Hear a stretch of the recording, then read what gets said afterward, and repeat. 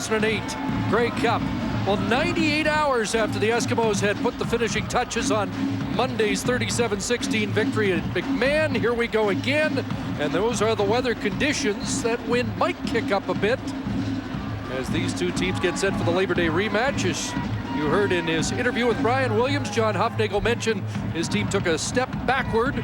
They can take a major step forward back into a tie for second in the West with a win here this evening. While on the other sideline, Danny Machoch's Eskimos looking for their first three-game win streak since their postseason run to the Grey Cup in 2005. And a chance for the Edmonton Eskimos to sweep the Calgary Stampeders in 2008, something that Calgary did to Edmonton a year ago. Henry Burris, who is questionable for this one, will go as the starting quarterback for the Calgary Stampeders.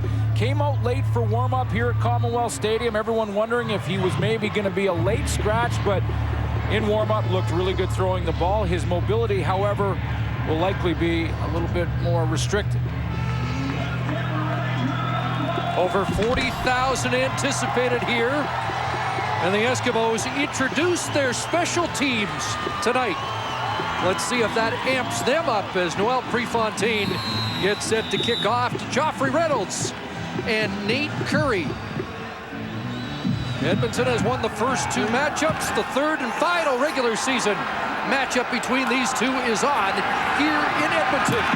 And this is Joffrey Reynolds across the 30-yard line and up close to the 35 to set things up for Henry Burris, who goes back to work. His record 7-5 against the Eskimos as a Calgary starting quarterback. Was knocked out of the game just before half a week ago. His numbers the last time they played early in the year, over 300 yards passing. He is comfortable from the pocket. Receiving core that's been together, Ralph Lewis, Rambo, and Copeland the entire season. The offensive line, we talked about those two newcomers. More pressure on them because of the lack of mobility Henry may go through. Rob with a shotgun snap right from the get-go. Ball's down, picked up, but Shannon Garrett is going to run it down to the end zone. Touchdown, first play.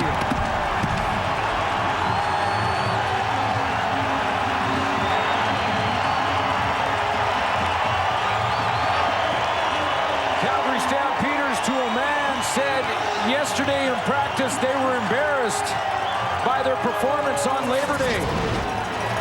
And they haven't got out of that funk. Hot snap right through the hands of Henry Burris, bounced straight up, and Shannon Garrett ends up with it. What a start for the home team. Old School takes it in. Shannon Garrett, the 14-year veteran.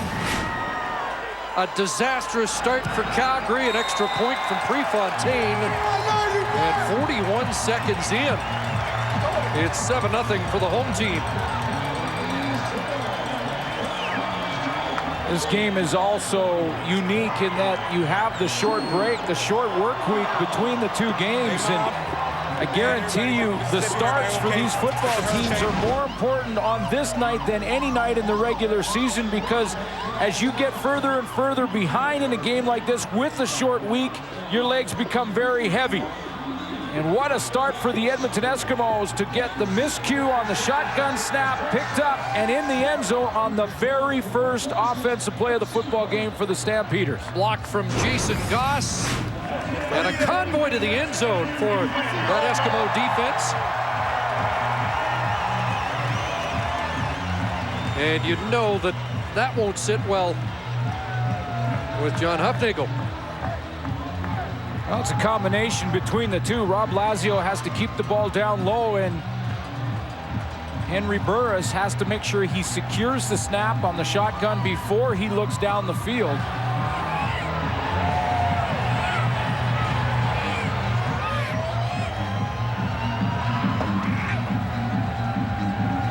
Ninth fumble of the year by that Stampeder team, 21st turnover. Prefontaine kicks it off the tee for a second time in the opening minute.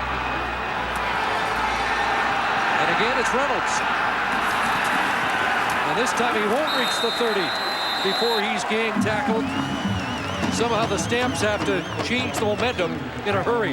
Well, centers have to keep the ball down in a shotgun snap. They have to keep it down right. You see where Henry Burris's hands are. You want to just float it back, not even a spiral like on a punt snap that's 15 yards away. You just want to float it back to the quarterback so he can take that snap and then get his eyes down the field. Now, Burris does lock on the football, but it's high and a little outside and way too hot for him. And one mistake in the very first play for Calgary. And it's 32 straight points for Edmonton. And a cutback from Reynolds. And across the 30, short gain for Joffrey Reynolds as we set that Eskimo defense for you. Well, they've been playing better every game out. This time there will be no Montez Murphy. Tyler Klutz starts at defensive end for him. Augie Baranachea with a big sack that knocked Henry Burris out of the game on Labor Day. And there is the secondary with Shadiq Shabazz in the middle for his third start at safety. Tonight's starting lineup brought to you by Holiday Inn Hotels. Look again at Holiday Inn. Second down and a pass to Teo Johnson. And a seam route gets Johnson up to midfield, the big tight end, with a huge gain of 25 yards. Sadiq Shabazz, who I just mentioned as the starting safety, is right here in your screen. And watch where he ends up. He's going to come down here and line up inside the box. Henry Burris sees him vacate the middle, and what he does is go right to the middle on a hot play. This is an adjustment from Labor Day. If the Edmonton Eskimos are going to move their safety around Shabazz, they're going to try and attack that voided area. Johnson didn't have a catch on Monday. And now Joffrey Reynolds straight ahead. And he'll have 3 to the 51 before he's gang tackled. Ball came loose and a penalty marker down. Thrown by the umpire, Ron Barse. Well, depending on how things go right now in this drive for the Calgary Stampeders, you've got to imagine that their frustration level will be turned up in a heartbeat here because... Major foul, necessary roughness, Edmonton, number 94, 15-yard penalty from point ball dead. First down. Dario Romero charged with unnecessary roughness. Just to the left of your screen, you'll see Dario Romero take a shot here right there to the head of Jesse Newman. That's what we didn't see on Labor Day. Well, I was going to say the frustration level for Calgary, if they don't get points or try and match this score right out of the gate for Calgary, is going to be turned up quickly. Well, the penalty moves it down to the Edmonton 36. And a pitch, John Cornish. And Cornish with a good gain into the secondary. And a first down to the 23 for the Vancouver area product. You get a chance to play. Joffrey Reynolds was a little banged up on Labor Day, so I'm sure John Huffnagel will rotate the two of them. But I mentioned that frustration, and then talking to Henry Burris, talking to some of the guys, Juwan Armour, yesterday in practice, they talked about the only good thing about the Labor Day game was that it was a short week for the Calgary Stampeders because they said they were embarrassed. Henry Burris told me that he couldn't sleep all week long thinking about Labor Day.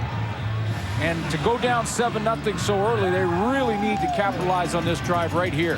Joffrey Reynolds talked about redemption. There is an injured offensive lineman, the veteran Jeff Pilon, the senior citizen of that Calgary offensive line, has taken a knee and getting attention here early at Commonwealth. Drums in at right tackle for Jeff Pilon, and a first down throw is complete. McLewis the cutback, and he has another first down to the Edmonton 6-yard line. Jason Goss with the tackle. So far, Henry Burris on this drive looks comfortable in the pocket. Looks like he's able to plant on that back leg. And he's got that shotgun snap from Rob Lazio under control. Good shotgun snap there. That allows him lots of time and that comfort level to find Nick Lewis. So the Stampeders have driven the ball 74 yards, and they're set up first and goal at the 6. Joffrey Reynolds down to the 3. Reynolds, who came out of Monday's game in the second half after suffering back spasms after a heavy hit on a kick return. Derek Armstrong in for Jeff Pilon, who's the injured Calgary Stampeder, on the bench for 3 plays at the very least. Third-year man out of St. Francis Xavier, native of Perth, Ontario. In blocking as Calgary looks for a tying touchdown to Ryan Thelwell. They've got it. What a dancer by the Stampeders. After the early gaff, they bounce right back. And a 4-yard touchdown pass from Burris to Ryan Thelwell. Well, you know, there's defining moments, and this game has just begun. I know it's only mid-season, but if the Calgary Stampeders have success tonight, have success in back-to-back, and put together a little winning streak, I think they would look back at that drive after the start that they had to fumble the opening snap, give up 7, and to answer in the very next drive with a touchdown of their own is big for Calgary. And DeAngelis ties the score. So 4.5 minutes in, locked up again. Was the Labor Day hero last year. A couple of touchdown catches and 199 yards in the 2007 game at McMahon. That's his first touchdown catch of 2008. Say hi to my babies. What's up, Amari, Ryan? I love you guys. And a milestone for Henry Burris on the toss. And more importantly for the Stampeders, some much-needed response after the early mistake. Oh, was it ever? Was it ever? Because if they get nothing and Ricky Ray comes out, he could easily have gone down 14-0 before this game even got underway. Tristan Jackson's back after missing Labor Day. And he's got it from the 17. And he is leveled. Heavy hit supplied from Dwayne Carpenter. That the 100 touchdown pass for Henry Burris as a Calgary Stampeder. His first was against Edmonton into the hands of Alan Pitts, and now number 100 to Ryan Thelwell. And 57 of those touchdowns have been to Copeland or Nick Lewis. Those have been his favorite receivers down around the end zone. But that time it was Ryan Thelwell who fought off coverage to make that catch. But you can see the focus and intensity in Henry Burris's eyes. Now his counterpart goes to work. Ricky Ray, the offensive player of the week. Little play action. He wanted to go deep. Instead, he's going down.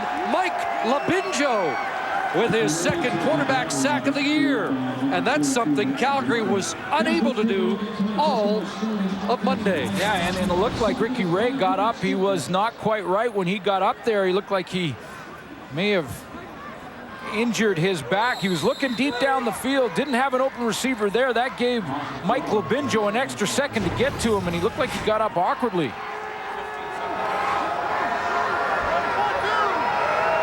So a loss of 5, 2nd and 15.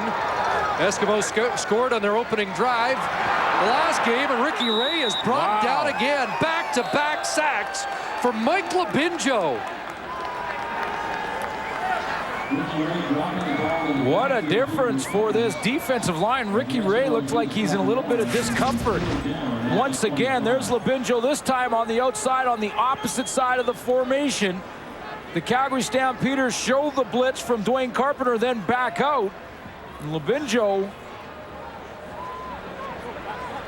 he just drives that pocket back and collapses the pocket on Ricky Ray. And the Eskimos fortunate to just maintain possession. Nate Curry lets it bounce around. Now we've got a penalty marker, and Curry is dropped at the 34-yard line. We'll sort out the flag and get more on Ricky Ray when we come back. Ricky Ray getting attention on the sidelines with more. Sarah Orleski. Well, thanks, Chris. We just saw Ricky Ray get sacked twice by Mike Labinjo. Well, he's getting work done right now on his right shoulder. That appears to be what he's favoring. Jason Moss, who we have not seen yet this season, who's been backing up Ricky Ray, has put the helmet on and does appear to be warming up. Guys? It's been an eventful 6 minutes. Tie game. Calgary back to work on offense, and off the left side, Joffrey Reynolds. Not much running room as Brandon Gilroy and Dario Romero converged. I think some of the damage that Ricky Ray, that Sarah is talking about with regards to Ricky Ray, happened on the first sack from Mike Labinjo as he chased him down from the backside, kind of landed on him. That's a lot of weight landing on Ricky Ray, and you could see his shoulders kind of sideways went down. When he got up from that sack, I could tell there was a level of discomfort. Well, he is stretching it out there. 285 pounds landing on him. 2nd and 8. Burris has time and guns a completion to Brett Ralph, who will have a Calgary first down at the 33. mentioned in the pregame show about Henry Burris's comfort level in the pocket. It's different for him. His game has been not necessarily always running with the football, but moving the pocket, buying himself time with his legs, moving around in the pocket, rolling out and throwing on the run. He'll be more of a pocket passer. That was a nice strike to Brett Ralph. Double tight end formation, single cut. Reynolds again, and Reynolds with a run to the 38-yard line. Has 5 more. Joffrey Reynolds with 9 carries, 75 yards on Labor Day, and enters tonight 3rd in CFL rushing. And he'll be important, as well as that offensive line, if Burris is going to remain a pocket passer from start to finish in this game, to try and protect that turf toe that he's nursing. And it'll put even more pressure on those young guys up front in the middle to try and pick up any blitzes from the Edmonton Eskimos with their guy in the pocket. 2nd and 4, another quick hitter to Ralph, and another first down as he's tossed back, but Jonte Buell with the stop for Edmonton, but not before Brett Ralph provides another first down on this drive. The offensive line has only given up 13 sacks for the Calgary Stampeders. That's with the mobile Henry Burris. And how many of those sacks has he avoided with his mobility? But you can see him in the pocket. He's perfect so far tonight. 1st and 10. And the pitch, right side, and he's brought down behind the line of scrimmage. That's Bradley Robinson off the corner with a terrific defensive play. Talked to Danny Machocha yesterday in the walkthrough practice for Edmonton, and he said that this was a play that they were a little bit concerned with, in that they practiced this play specifically. Joffrey Reynolds had a touchdown on this play in the Labor Day Classic. And you can see how this time Bradley Robinson, the answer from the corner, comes up in run support from the defensive backfield. So a loss of 2 at 2nd and 12. Straight back, the long out, and Ryan Thelwell's there. And he cuts it inside and is finally wrapped up at the Edmonton 45-yard line. So Thelwell's 2nd catch, and Shannon Garrett has to bring him down. Good time to throw for Henry Burris, and just again focusing on that offensive line. And let's see him in the pocket. Takes that shotgun snap. That's a long throw. It takes time to set up and really step into to get it to the wide side of the field to Ryan Thelwell like that. And Burris had no one in front of him. They've had to make some adjustments, Clint. They did bring in Derek Armstrong. He's now at guard, and Jesse Newman kicks out to left tackle. First down out of double tight ends. A pass over the middle that was almost intercepted. Jonte Buell in coverage. The intended target was Jermaine Copeland. And they do have to make that adjustment with Derek Armstrong up on the offensive line. He's going to play for Jeff Pilon. You can see Joffrey Reynolds will also help out in pass protecting for Henry Burris. You can see Armstrong, number 60 there, as he gets his chance to get some reps. And the rookie out of Powell River, Newman, now at left tackle. First incompletion for Henry Burris. And now they mid-screen, and that's Nick Lewis not going anywhere as the Eskimos defense stiffens. Lewis playing with sore ribs, just 1 catch on Monday.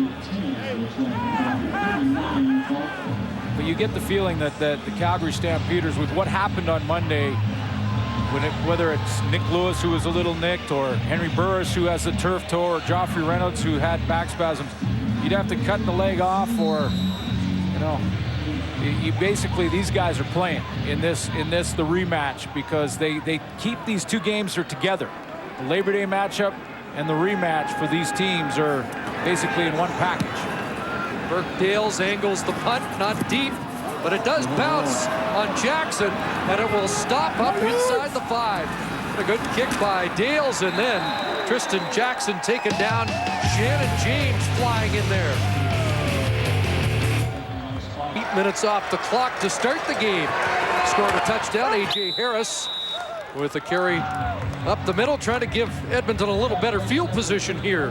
Well, that time of possession, if you win that time of possession battle by 3 minutes or 3.5, 4 minutes, that's enormous. To win it by 12 minutes is unbelievable. I mean, you have now left your defense on the field for maybe 10 more first downs. That's why the Calgary Stampeders lost on Labor Day. Eskimos lead in time of possession this year, 32.5 minutes a game. Over the middle, a big hit on Kelly Campbell by Shannon James, but Campbell holds on. He'll be short of the first down. Shannon James, who led Calgary with 8 tackles on Monday. Looks like we may get a measurement as Campbell had to get to the 15 and appears to be about a half-yard short. Well, this will be a tough one for Danny Machocha if he's just short. Short by half a yard or so, which it looks like he may be. It's that much bigger of a gamble when you're in that end of the field.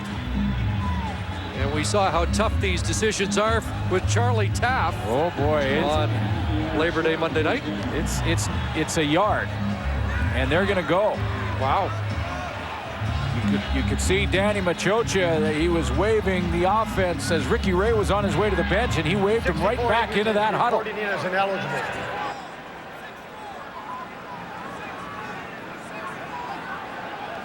When you're giving up a yard on the line of scrimmage, which you do in the CFL, most coaches think you should be able to get a yard. But these short yardage situations have been interesting this year. Always seem to get tougher the deeper you are in your own end. Have to get to the 15, and Ray with the push.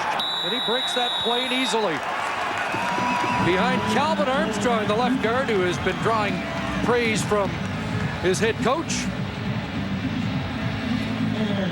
Ken Lazarick says it is indeed a first down. As we check the Edmonton Eskimo offense for the Labor Day rematch. Ricky Ray is the starting quarterback, and we've talked about how good he's played this year. A.J. Harris was injured in the last game and was a bit of a question mark coming into this one, but he's fine. Stamps a couple of touchdowns on Labor Day, and there's the offensive line. And Calvin Armstrong has been a guy that Danny Machocha has talked very highly of over the last couple of weeks. So 1st and 10, and Ray rolls, and that one gets by Campbell, incomplete. And nothing looking as sharp as we saw on Monday. Let's set the Calgary defense for you.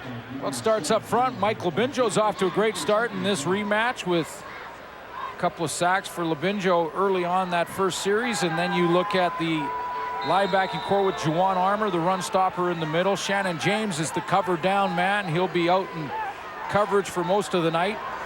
Gus Lysak over the last couple of games has played well, and Brandon Smith plays in there for Calvin Bannister as a starting halfback.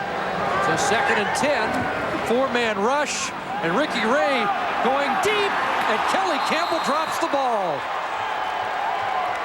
And that was on the money. Back to back for Kelly Campbell. Both very catchable balls, and it just looked like he was fighting the football on both. One was a quick out, and this a perfect throw down the sideline as Ray held his eyes right down the middle to hold any deep help away from Kelly Campbell. Looked like that hit him right in the face mask, right through his hands. Back-to-back games. He has to make that catch. So Prefontaine boots it away, and a good one. As Nate Curry backpedaling inside his 40. Having a little trouble with the natural turf, and up to the 44. As Prefontaine boots a 54-yarder. Couldn't help but think that there was a theme that you almost have to be a veteran of these 2 games in 4 days to really be able to respond. In the second game, the veterans on both sides telling the newcomers, and you wonder if Kelly Campbell maybe not shifting gears to game 2 in a short week. Well, he really looked uncomfortable on both of those routes. The one was short, and he fought that football, went right through his hands, and that deep one, boy, he really should have had. That was dropped right in there. Burris from the gun, and he looks for Rambo. That throw behind has a first down, and he'll be wrestled out by Jordan Younger. But Kenyon Rambo, the leading receiver in the Canadian Football League, has his 53rd grab of the season. I talked to Henry Burris about this play yesterday, and I said, when you send a guy deep, he said, is that a comfortable throw? Because we were talking about how accurate Ricky Ray is in his deep throw, and he said, you know what I love about it is when I work with Kenyon Rambo, this is an automatic for us. If the coverage is behind, I throw it up over the top. If the coverage is too high, I throw the throw behind, and he knows automatically. We don't even have to say anything to each other. 24-yard pickup. Now Burris has that one drop incomplete, short of Kenyon Rambo. Already a couple of plays over 20 yards in the game for this Calgary offense that had only 4 all of Monday against the Edmonton defense. Well, and on the other side, the Calgary defense gave up 10 of those plays over 20 yards. And again, you know, when you have that time of possession advantage, you get more opportunities, and that turns into more big plays. That's what Edmonton had on Labor Day. 2nd and 10 from the Edmonton 42. A pump, and now over the middle for Nick Lewis, incomplete. Jonte Buell in the hip pocket of Nick Lewis, who was looking for a flag.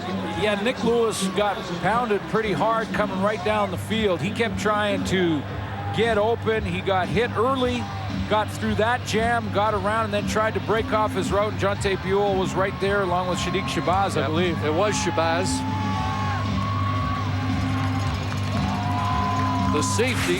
Henry Burris locked into him just to the right of your screen, but lots of coverage right down. There was Shabazz who stepped in. He was pounding him all the way down the field.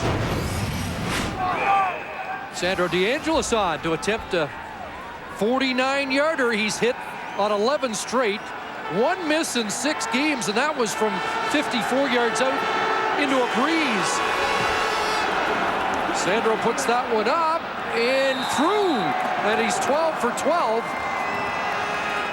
And with 5 seconds left in this opening quarter, DeAngelis gives Calgary the lead. And John Hufnagel, the head coach, makes a quick note. Okay, my kicker in Commonwealth can make them from 50 yards. That's nice. 26th field goal in 30 tries for DeAngelis. Well, we often compare kickers to golfers, and you could see he looked like he had just hit the shot to the green, and he was wondering if he had the right club. He was just watching that, because it started out a little bit wide to the left, and then drew right back in there and got just inside the left upright. Season high was 46 until that one went through. A reminder that tomorrow we'll have the Lions and the Tiger Cats in action as Hamilton looks for its 3rd win of the season. Coming up at 3:30 Eastern with our pregame show. BC Lions this week in practice, there's been some fisticuffs. Tyrone Williams and G-Roy Simon got into it during the work week. I think the BC Lions are going to show up in Hamilton. A little bit of an intense attitude. But I believe without Charles Roberts. Yeah, I'm not sure that he's going to play in game 1. Although the Lions made some news. Yeah, and we may see Joe Smith, who was the other side of that trade, on this weekend. Winnipeg. Sunday in Winnipeg as the Saskatchewan Roughriders pay a visit.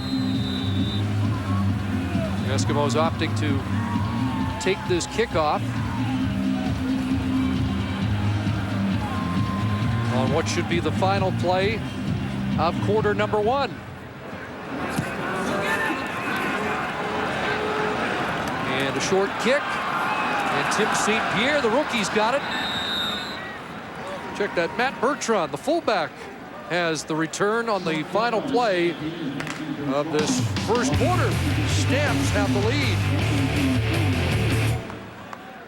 Well, we heard Sarah talk about time of possession and how lopsided it was in Edmonton's favor on Labor Day. Opposite in the first quarter, just 1 first down for the Eskimos after the start that Calgary had. That's saying something. They had a real good first quarter. Those numbers unbelievable when you consider the Eskimos had 32 consecutive points against Calgary after that first-minute touchdown, but since then, the Stamps obviously with a great rebound. Well, it showed character for the Calgary Stampeders after getting blown out on Labor Day. They said it was an embarrassing outing for them. They wanted to come back, make amends in this one, and then give up a fumble for a touchdown on the very first offensive play.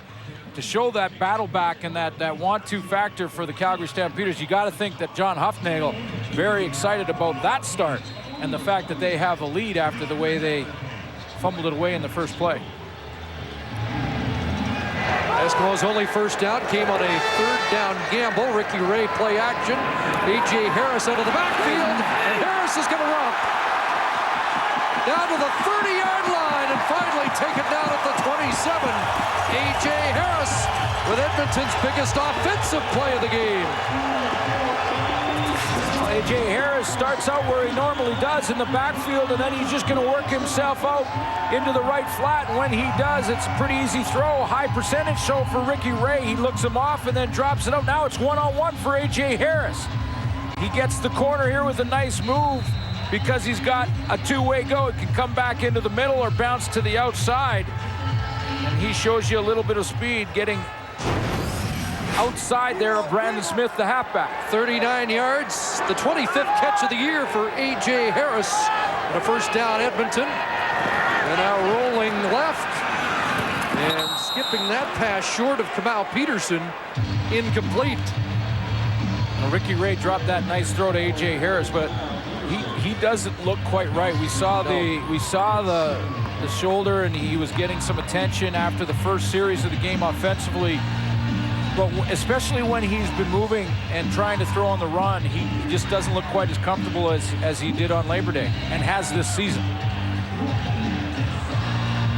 He was close to perfection in the second half on Monday. 14 of 15 in the second half, and the one incompletion was a touchdown drop by Fred Stamps. Second and 10, Stamps show blitz, and they get to Ray again. That's the third sack already. Shannon James gets to Ricky Ray. A Stampeder defense that had only one sack in 21 quarters has 3 in the first half. One of the blitzers is Wes Lysak, the safety. He's over here to the right of your screen, and he's going to just come right through here, but he's one of a bunch. The Calgary Stampeders obviously not wanting to allow Ricky Ray to stand in there and throw that corner route, which he did 3 times for touchdowns in the second half on Labor Day, and which he has done his entire career. That's how you make him uncomfortable. You send the house. Shannon James with his first sack. A loss of 10, and that means Noel Prefontaine has his work cut out for him. A 46-yard attempt. Good job, Pre. And he'll push that wide. And it's going to be run out. Nate Curry won't reach the 15. So it remains 10-7 Stamps. Early second quarter. And the Stamps have a first down at their own 13 after the Prefontaine miss. Joffrey Reynolds close to 5 yards, up to the 18-yard line. Henry Burris looks okay and comfortable on that toe, and he got the turf toe a week ago. Well, under a week, because it's the short week in the Labor Day rematch, but he looks pretty good. He looks comfortable. Hasn't run around a whole bunch yet in this game. Hasn't really had to. The offensive line has held up quite well. Just 8 completions, 81 yards passing on Monday.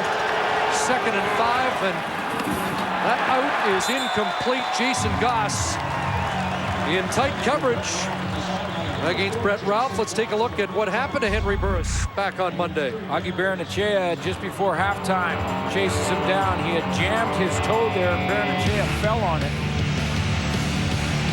Henry did talk after the game in the heat of the moment that might have been a horse-colored tackle. Didn't look like it. No, it wasn't. And he retracted that yesterday. But turf toe can be one of those ones that kind of bug you for the remainder of the season. And I wouldn't be surprised if Henry Burris had to get some help freezing that.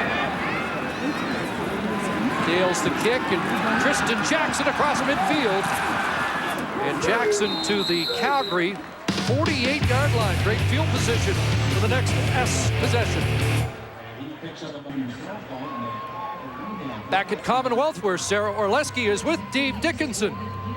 Dave, you've been through concussions before, but with this one, there was no obvious hit.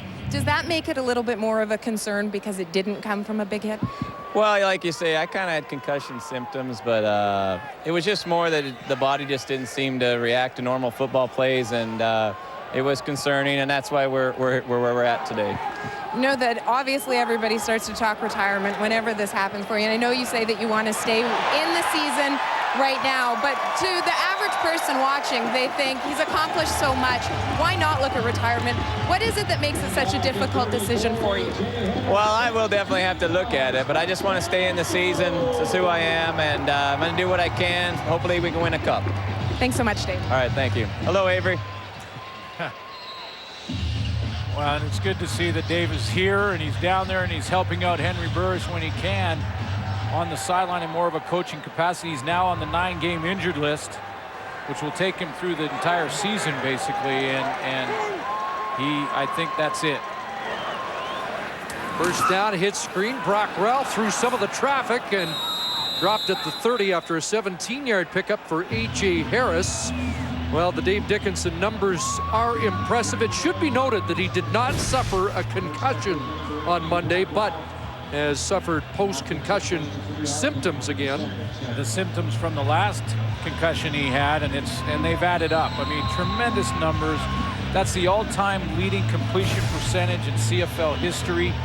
He has absolutely nothing to prove, and it's time for his family and the organization and whatever organization he's involved with to say that's enough at the end of the year. Saw Ben Sankey on the sideline. 2nd and 8. More heat on Ricky Ray, and he stays on his feet and gets it away and completes it to Kamau Peterson. So Ricky Ray battling that Calgary rush, and he comes up with a 17-yard play. Well, he may have a sore shoulder or sore back, but he fought off this one, and the Calgary Stampeders trying to get more pressure on him. Again, I believe it was Mike Labinjo. Yes, it was. Who had his hands all over him, and somehow Ray was able to fight off that tackle, and Labinjo's got him a couple of times already in this game and get it to Kamau Peterson. First catch for the Canadian Player of the Week, Kamau Peterson. The Eskimos have moved it down to the Calgary 13. Deepest offensive penetration, and A.J. Harris stumbling to the 10. Now down in this area of the field, you know what Ricky Ray likes. He likes his play, and let's show you exactly what his play, just in case he goes and runs it. Here it is. He's going to have Brock Ralph come short and Kamau Peterson run the out. Then that's where he gets Fred Stamps on the corner route. It puts the safety and the halfback covering him in a bind because they're in a chase position from the inside out, and Ricky Ray is so accurate at dropping that football right in the spot that he has to, which is to the outside, and let his receiver run under it. He loves to run that play right down here in the goal line. And the defense usually knows it and still has trouble stopping it. Looked that way, and now he reverses field. Charleston Hughes, and Ray has to throw it up, and almost brought down in the hands of Julian Battle, incomplete. But Charleston Hughes with pressure that time on the Eskimo quarterback, who's been running a lot in this first half. Well, he wanted that exact play, and what happened there is Kelly Campbell just, rather than run the corner, he sat it down. But you watch Ricky Ray come and roll to his left and want to throw that corner route. He's looking there, and then when his receiver breaks down and doesn't continue on with the route, then he breaks to the opposite side and really just tried to throw it away there. He didn't have a receiver anywhere near. So the drive stalls, and Prefontaine from 17 yards out puts it through, and we're back on even terms at Commonwealth.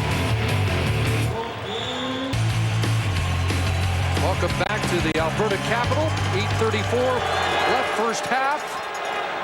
Tied at 10, and Henry Burris going to air it out, looking for Jermaine Copeland, who has it at the Edmonton 40-yard line.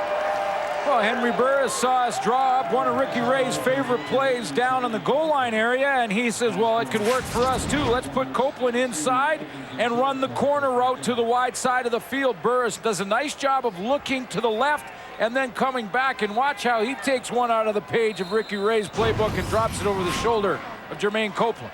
That is just the third catch over 20 yards for Jermaine Copeland on the season. A 35-yard hook up from Burris. Got a first down at the Edmonton 40. The toss left side. And Joffrey Reynolds just gets back to the line of scrimmage. Every Friday night, of course, Chris, you know that we like to say a shout out and hello to one of the regiments or men or women in the Canadian Armed Forces. And tonight, on the night that we hand out the Gladiator Award on Friday night, it's to Corporal Montgomery of 12 Field Squadron, 1 Combat Engineer Regiment from right here in Edmonton. This picture was taken in late August during a successful operation preventing insurgent command and control centers in the Kandahar region. And again, huge thank you to our men and women in the armed forces. We like to do it every Friday. What an honor to meet General Natinchuk on Monday. Here's Burris escaping, getting it to Joffrey Reynolds to the 32-yard line. Reynolds will come up just short of the first down, but a little bit of agility from Henry Burris with the bad toe. Yeah, he got spun around there, but not only did he get spun around, but he had the presence of mind to find and know and locate Joffrey Reynolds again. So he got spun all the way around, and he knew that Joffrey Reynolds would end up in that same spot and was able to get out of there and drop it to him. Good awareness from Henry Burris. Kenny Onatolo off the edge with the pressure. Dario Romero and Shannon Garrett made sure Reynolds didn't get the first down. And that will bring out Sandro DeAngelis, whose 49-yard longest came in the first quarter.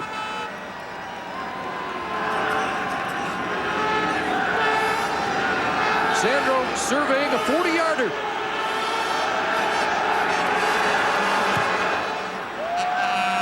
And he has 13 consecutive field goals, and the Stamps have a lead again.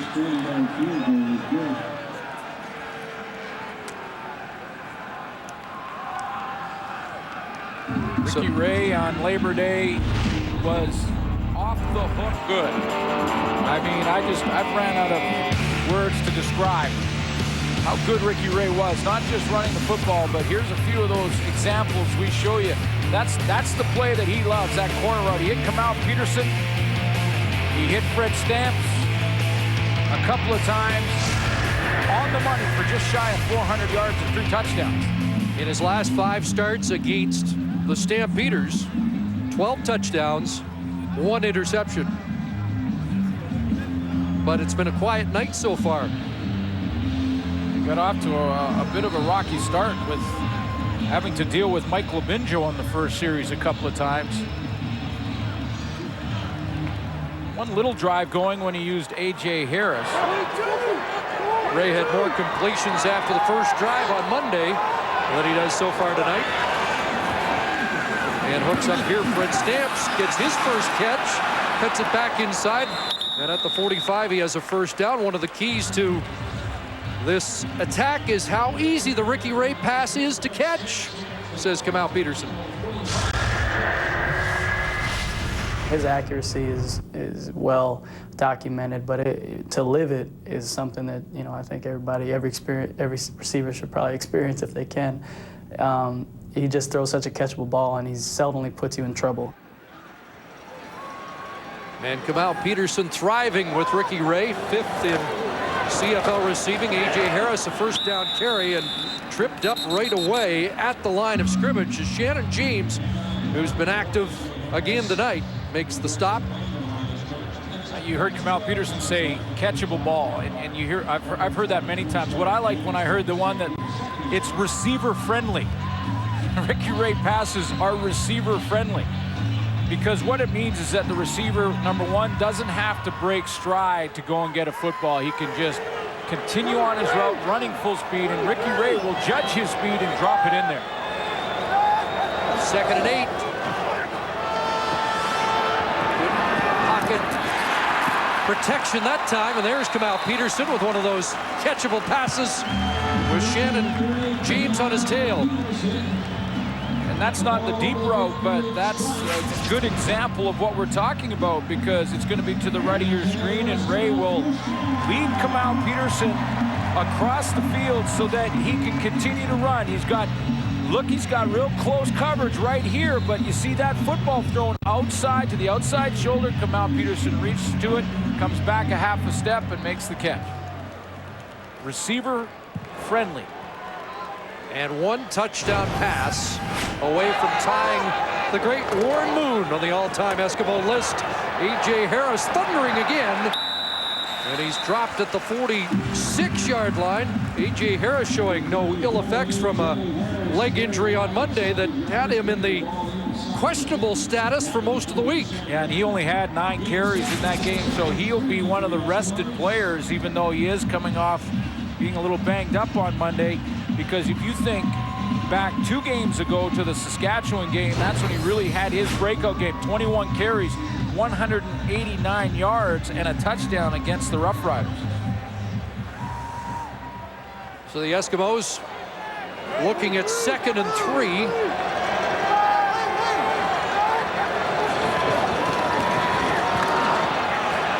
Ray steps up, and there's a collision. A.J. Harris stopped in his tracks. Brandon Smith moved up and prevents an Eskimo first down. Brandon Smith learned from the one a couple of series ago when he got beat to the outside, and this time he saw it, he recognized it quicker, and he got up there before A.J. Harris could turn the corner. Remember that one that A.J. Harris did the exact same thing, snuck out and got the corner and got big yards to the outside. This time Brandon Smith said, I've seen that one once. 3-minute warning given to the benches here at Commonwealth. $1 million, they hand you a check. And a kick here from Prefontaine, looking for the corner, drilling that into the end zone, and it'll bounce to the back line for a single point. A 66-yard punt and a 13-11 score in favor of the Stamps.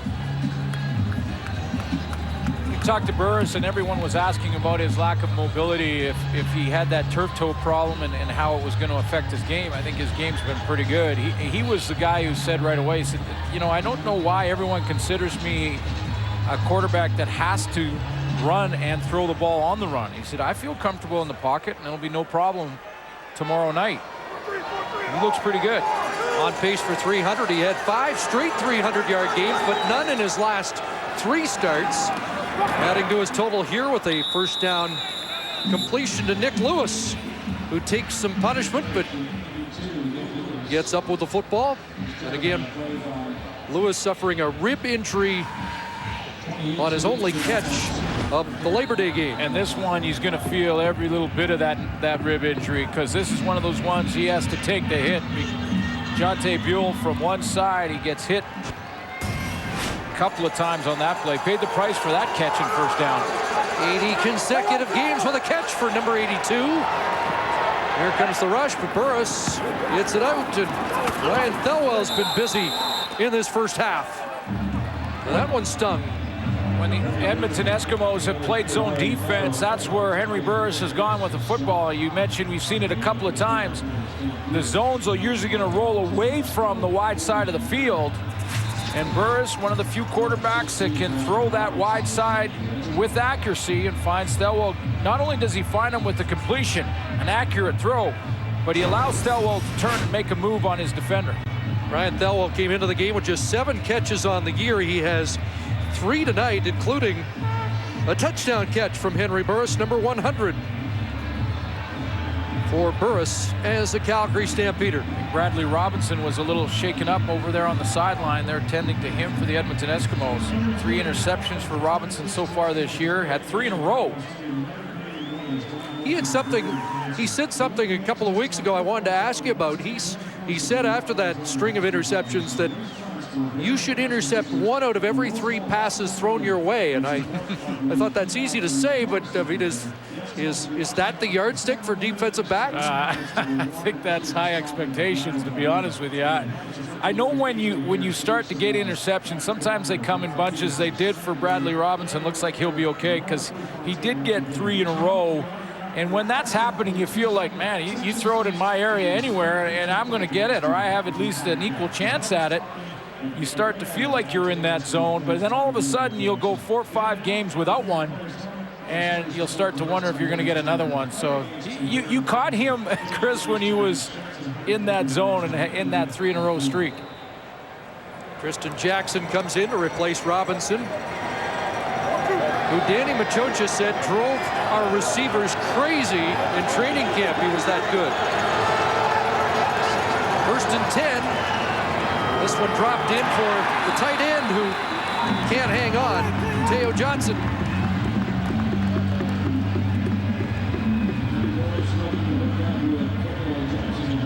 It looked like Teo Johnson just got a little nonchalant with that football. Came out of the backfield, and he just kind of tries to reach back with one hand.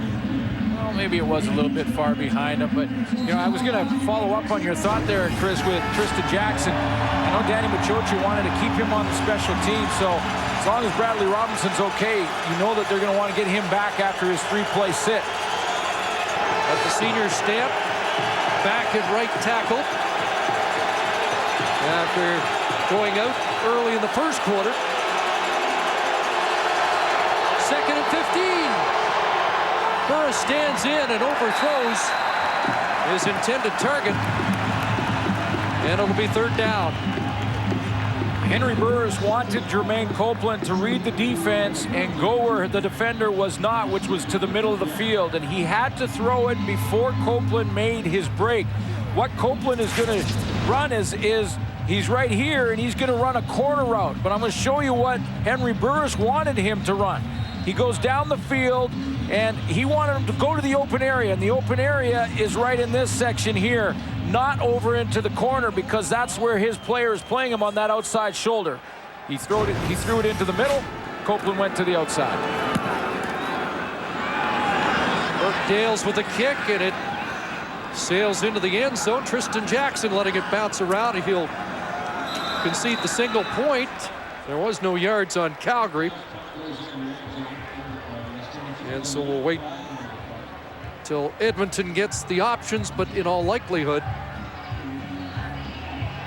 it's a 3-point Calgary lead again. 1:46 remaining in this first half that started badly for the Stampeders. A first play fumble recovery for a touchdown by Edmonton.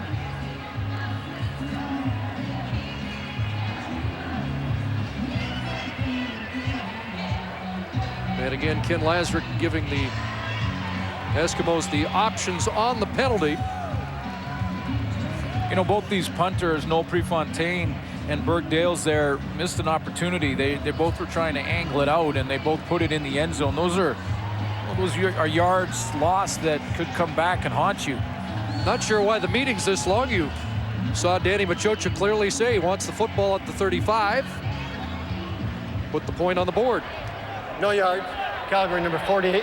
That penalty's declined. 1 point. First down. And 14-11 the score. And when the first half's done, it's Rona at the half. The guys back in the comfortable confines of their studio after that much ballyhooed appearance last Sunday at Mosaic Stadium. That it won't be the same for some time. And the appearance wasn't just at Mosaic, it was throughout Regina. Fred stamps a catch across midfield. And then he'll step out, stop the clock on the Eskimo side of half. But it's an 18-yard pickup for number 2, Fred Stamps. And the Edmonton offensive line has made some adjustments and have allowed Ricky Ray a little more time. He's going to shuffle a little bit to his right just to buy himself an extra second. But the offensive line, after a tough start to this game where they gave up back-to-back sacks in the first series, have made some adjustments and have given Ray a little more time. 3 Eskimo receivers on pace for over 1,000 yards and 3 over 90 yards last week. More pressure, but it's dumped off, and Kamal Peterson tripped up and tagged down by Juwan Armour at the Calgary 49. Talked to Danny Machocha about Kamal Peterson and the season he's having, and he talked about a guy that he thinks that Kamal Peterson is the absolute clone of. And it'd be interesting to know as we just run that promo for halftime is that the guy he mentioned was Jock Lyman. Right. And he said that when I look at Kamal Peterson, when I listen to him in the locker room, when I, as articulate as he is, and I said, say what? But no, as articulate as he is, and talked about how he route runs, how he thinks the game, he said he's a clone of Jock Climber. E.J. Harris on 2nd and 3. And I'm not sure he got there. Well, that's high praise when you consider that the Queens grad Jock Climby, over 600 catches, just under 10,000 yards, 56 touchdowns. Well, yeah, and when you say think the game, you know, you could see Jock Climby, the lawyer, thinking the game. And when I talk about that, it's the same with Kamal Peterson. You sit and have a conversation with him. He writes in the local newspaper here. He, you know, is on all the radio shows and things like that. And you can tell he's very well spoken. And when you're thinking the game, it's things like this, little things where you're maybe running on a defensive back and you say, okay, I'm going to set him up with 2 or 3 moves this way, and then I'm going to break it on the key play the opposite direction. And little things like that can get you open as a receiver. Left guard Calvin Armstrong down and getting attention, and will step out here with 1:10 to go, first half.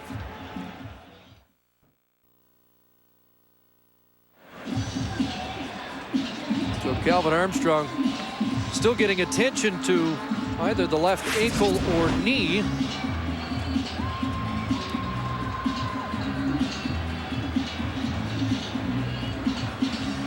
As Miguel Robide pushes him over the pile and grabbed his left ankle. He replaced Dan Komisky on that offensive line for the Eskimos. Komisky getting close to returning. Apparently he was lifting tires today, throwing them around, and Coach Machocha said that the workout was an indication he's getting close to 100%. Well, he also said yesterday that Calvin Armstrong, he enjoys watching Calvin Armstrong run block more than he enjoys watching Ricky Ray dissect the defense. Looks like he'll be okay. You know, offensive linemen hate when they get hurt. You know, they just, you know, most guys walk off and look like they're sad. The offensive linemen hate it. They just, it's not supposed to happen to them.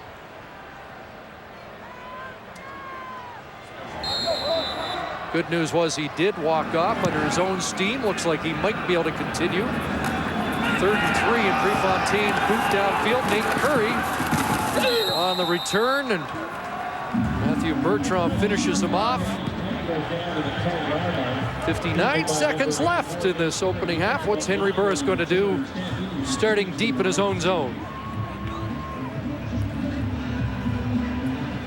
Wouldn't think that he'd be too aggressive in this situation, especially as deep as he is.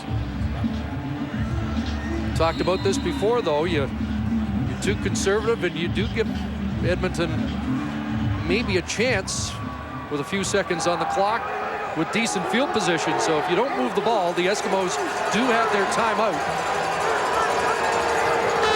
One big play offensively, and you might think about offense, but Joffrey Reynolds is stuffed. Short gain there, maybe a yard. That play took 6 seconds. So you're right, Chris. I mean, the Stampeders will need a first down here to be able to kill the rest of this clock, or Edmonton may get a chance. Managing the final 1.5 minutes, 2 minutes of the first half and of the game in the CFL is very different in the National Football League. Mark Trestman's found that out in Montreal, and every coach learns that quickly. 2nd and 9. And Burris airs it out looking for Copeland and overthrowing the well-covered Copeland as Jonte Buell was step for step. Calgary Stampeders will have to kick this football away.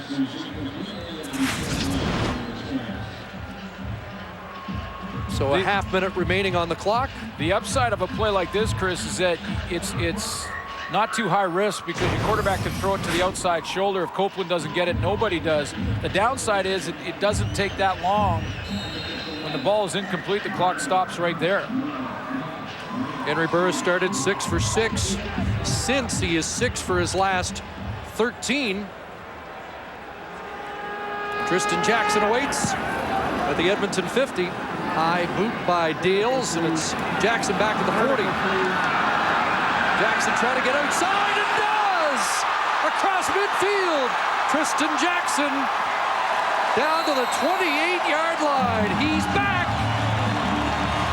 And he has Eskimo fans on their feet again. And discipline from the entire punt return team for the Edmonton Eskimos, because they had what's called a wall return set up to the right, and Tristan Jackson had to go all the way outside the left hash to get the football and then come all the way back across the field to get to that wall. And the wall is set up. He's got the outside, and that's tremendous discipline to stay with it, even though the kick took Tristan Jackson all the way to the opposite side of the football field. 42-yard return for Trismo. And the Eskimos have 15 seconds to work with, starting at the Calgary 30. I'm back, baby.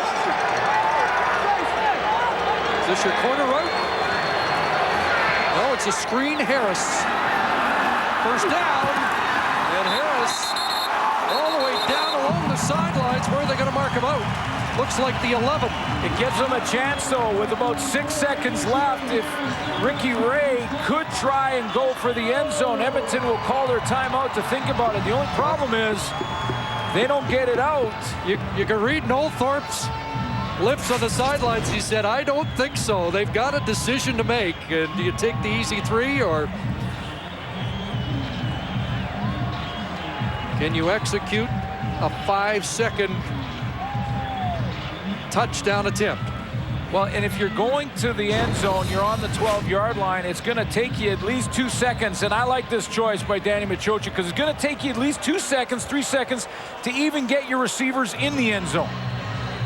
So you know it's the last play. If you get 3 or 4 seconds now, by the time the ball arrives to the end zone from Ricky Ray, it's going to be the last play of the half. Now, if you get the touchdown, great, but chances are not great, so you got to go with the easier points. I like this decision. So he's hit from 17, Prefontaine now from 19 yards out to tie the game. 4 seconds remaining. Boy, it would be tempting, though, wouldn't it? When you have 6 seconds and you have Ricky Ray and you have that corner out and you have all those things. And as well as they executed it on Labor Day, it is tempting. But you're right at that bubble mark at 6 seconds. I mean, you're right there, 6, 7 seconds. That's about it for one play. But you could almost argue, and you can't fault Harris, but get out a little quicker. If he'd got out a little quicker, it would have given him an option. Of course, Harris thinks he can score from that area. Now we're going to get a little Calgary-Edmonton, as they were going to take a knee, and Rob Lazio didn't like the shot he took from Dario Romero, and away we go. We didn't have any of this on Monday, and we usually get some of it on Labor Day or the Labor Day rematch. One free shot from Dario Romero, and Rob Lazio with the response from the Stamps. And most of the time, the offense will say to the defense, okay, we're going in at halftime, and you're going to kneel down, and then let's just... And Romero stepped up and took a little hit there. The shot was initially on Jesse Newman, but Lazio, the veteran, went to the aid of a teammate, and these two teams will go cool off for the halftime period. Tied 14-14 after 30 minutes in the Labor Day rematch at Commonwealth Stadium. 14 and a half. Dave, Jock, Matt, and Chris in a game rematch, much anticipated, and a game that started off great for the Eskimos as they get that bad snap. They take it right in the end zone on the first play of the game. But Schultze, Calgary regains its balance, and Edmonton must have been really panicking when Ricky Ray went down, because Calgary came after him hard in the first quarter. Yeah, but you know what? It's slipping away for the Calgary Stampeders. I mean, they started the game. They gave up a real easy touchdown. I give them credit for coming back, but in that first quarter, 10 minutes, 57 seconds time of possession compared to 4 minutes and 3 seconds for the Edmonton Eskimos, and they got pressure on the quarterback. They got pressure on Ricky Ray, which is something that did not happen back on Labor Day.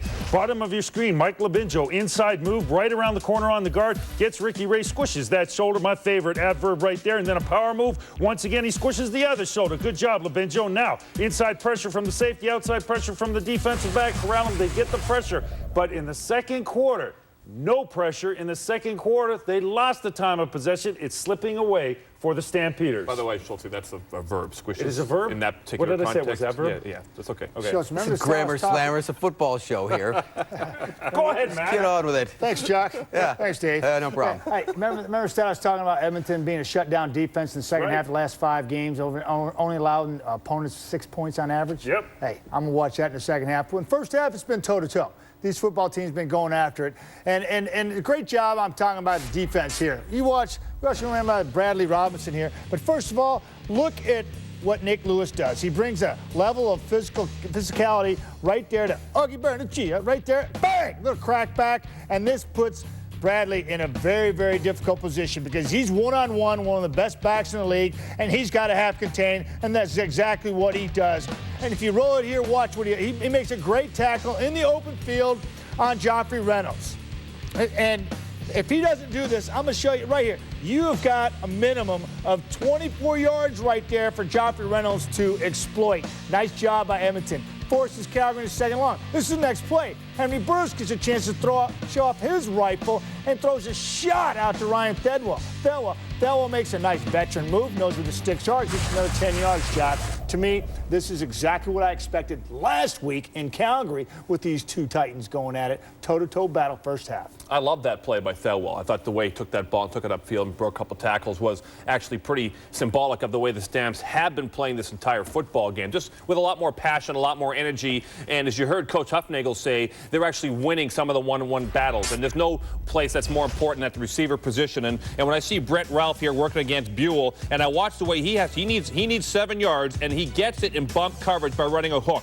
Believe me, folks, getting open with a hook pattern when you run 7 yards is tough in bump and run coverage, and he does it. But you have to be in a rhythm. And right now you're going to see how they get the same amount of yardage by simply sitting down on the hole. And this is critical here for Lewis and for Burris to be on the same page and to get a rhythm. Lewis only had 1 catch last week. He's got 3 so far in the first half. It's essential for them to work Lewis into the football game as they've been doing and to win those one-on-one battles, David. Did you think that the Edmonton receivers would be able to get more open against Calgary's aggressive defense? Well, except for the one drop by Campbell deep, they haven't actually tried to push the ball deep. That's what I'm looking for here in the second half. Well, we got a football game. It is all locked up after 2 quarters of play. 14-14 Calgary at Edmonton as the Eskimos go for the season sweep. Play action. He wanted to go deep. Instead, he's going down. Brought down again. Back-to-back sacks for Mike LaBenjo. Brown with a shotgun snap. Falls down.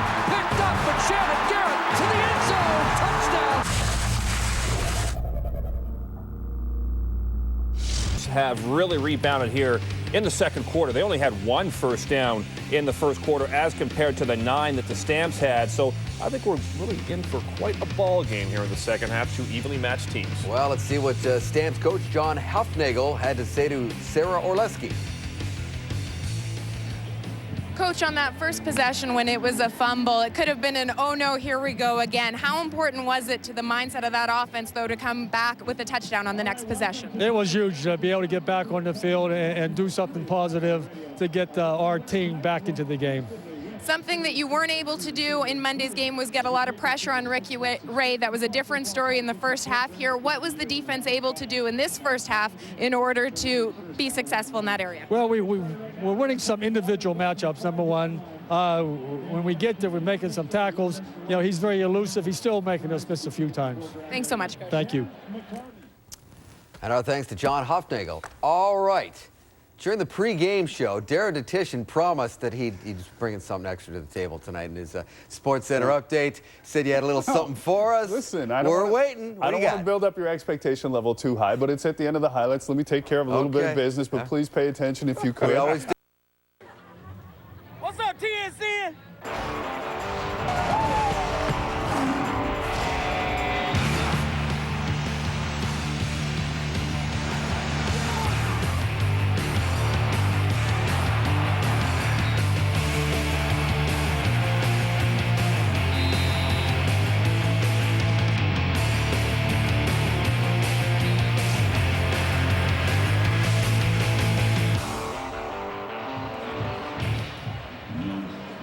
Welcome back to Edmonton. TSN, the exclusive broadcaster of the Canadian Football League and proud home of the 2008 Grey Cup game. There's the score headed to the third quarter, but first, Sarah Orleski and Danny Machocha.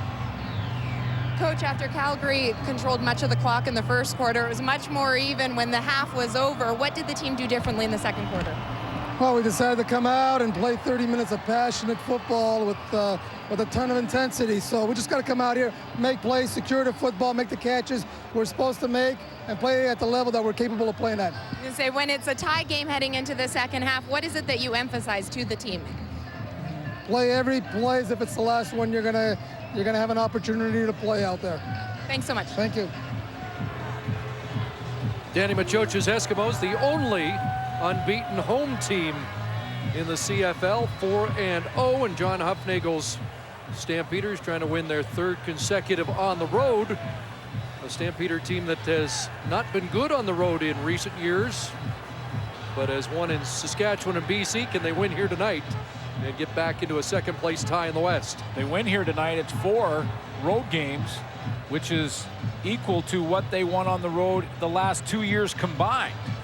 So that has improved for John Hufnagel's version of the Calgary Stampeders.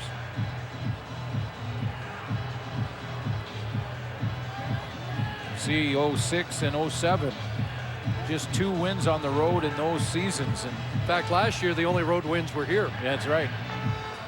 So they did not win outside of Alberta last year, but have won in some tough buildings this season.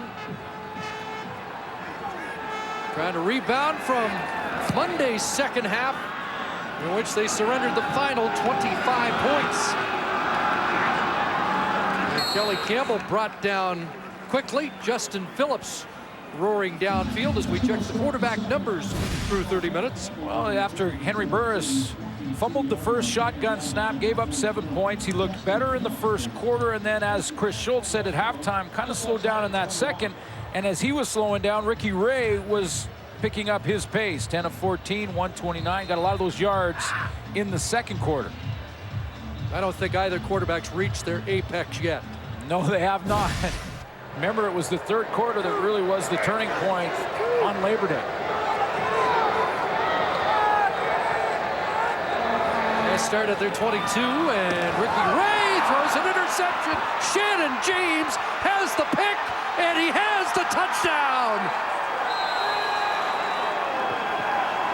Just about to say, Chris, it was the third quarter and 3 quick turnovers by Calgary on Labor Day that turned the game around so quickly, and just like that, Ricky Ray steps in and throws it right into the hands of Shannon James, who he does not see. Let's go, boy!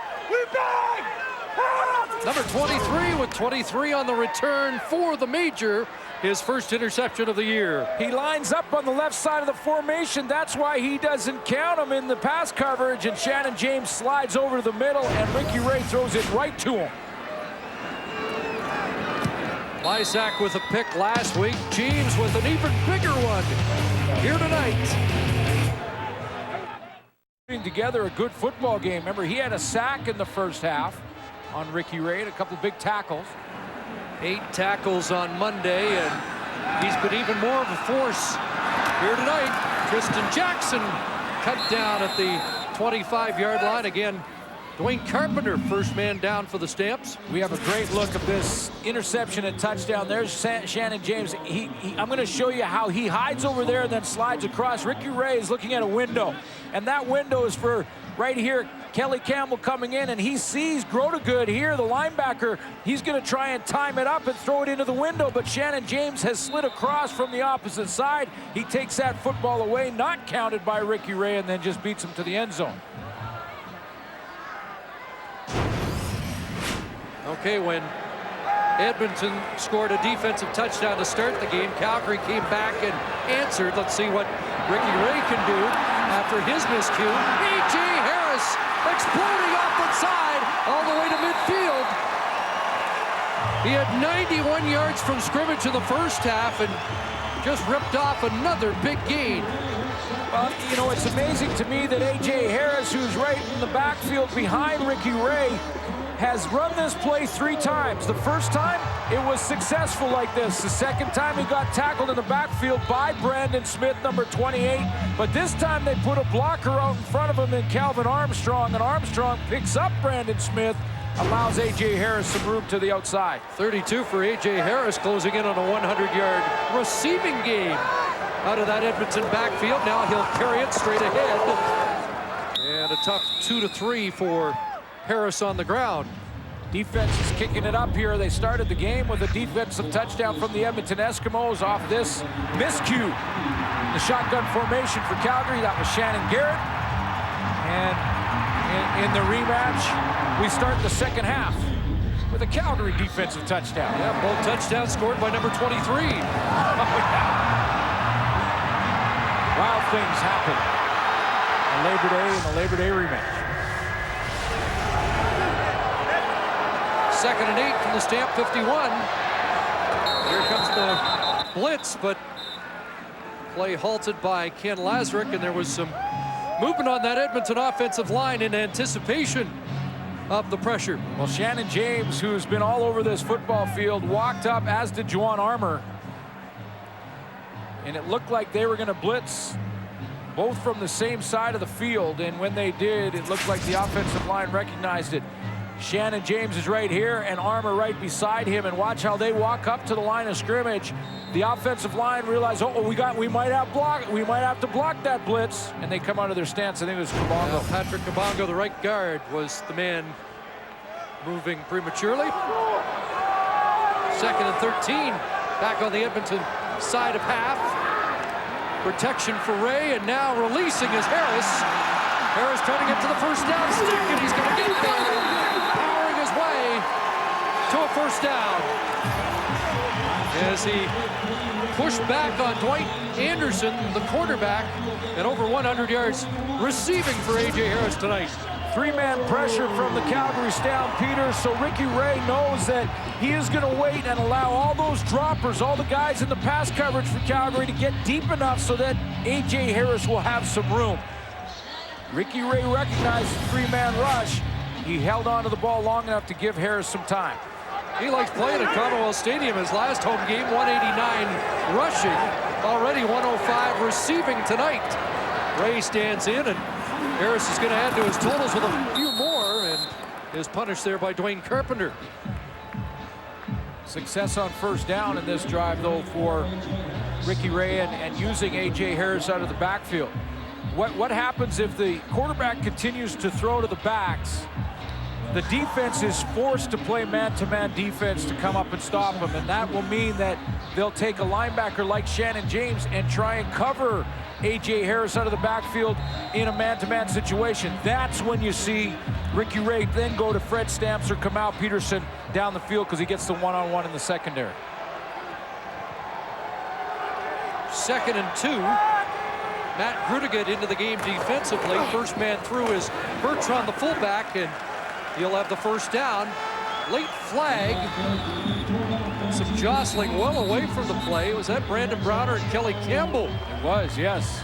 And that wasn't close to anything involving the football. It's funny because the Calgary Stampeders switched things up against the Edmonton Eskimos on Labor Day. Calgary in the secondary have been a team that like to get up in the face of receivers and play bump and run, and on Labor Day they backed off. They gave the receivers for Edmonton a lot more room.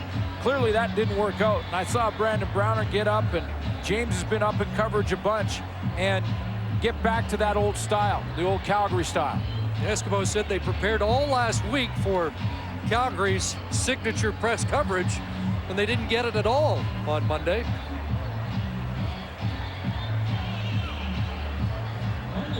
Oh, we have problems with Ken Lazarick's microphone, but I believe it's Kelly Campbell in the face mask. Yes. After first down yardage had been gained. You know, on Labor Day we had 4 penalties for 32 yards. That's astounding between these two teams. The Edmonton Eskimos have not been in double figures in penalties all season long. They're averaging 6.7 penalties per game. And as you mentioned, they had just 5 last week on Labor Day. Least penalized team in the league.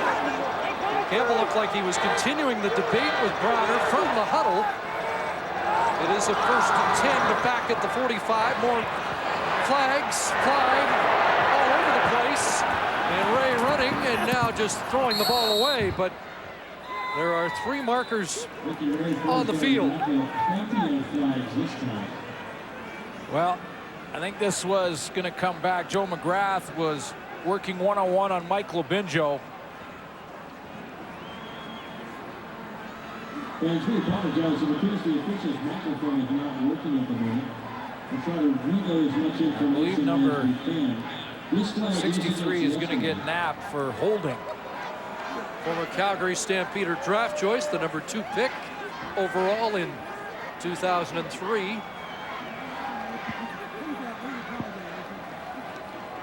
Not sure there wasn't one other penalty, unless all 3 flags were for the same offense.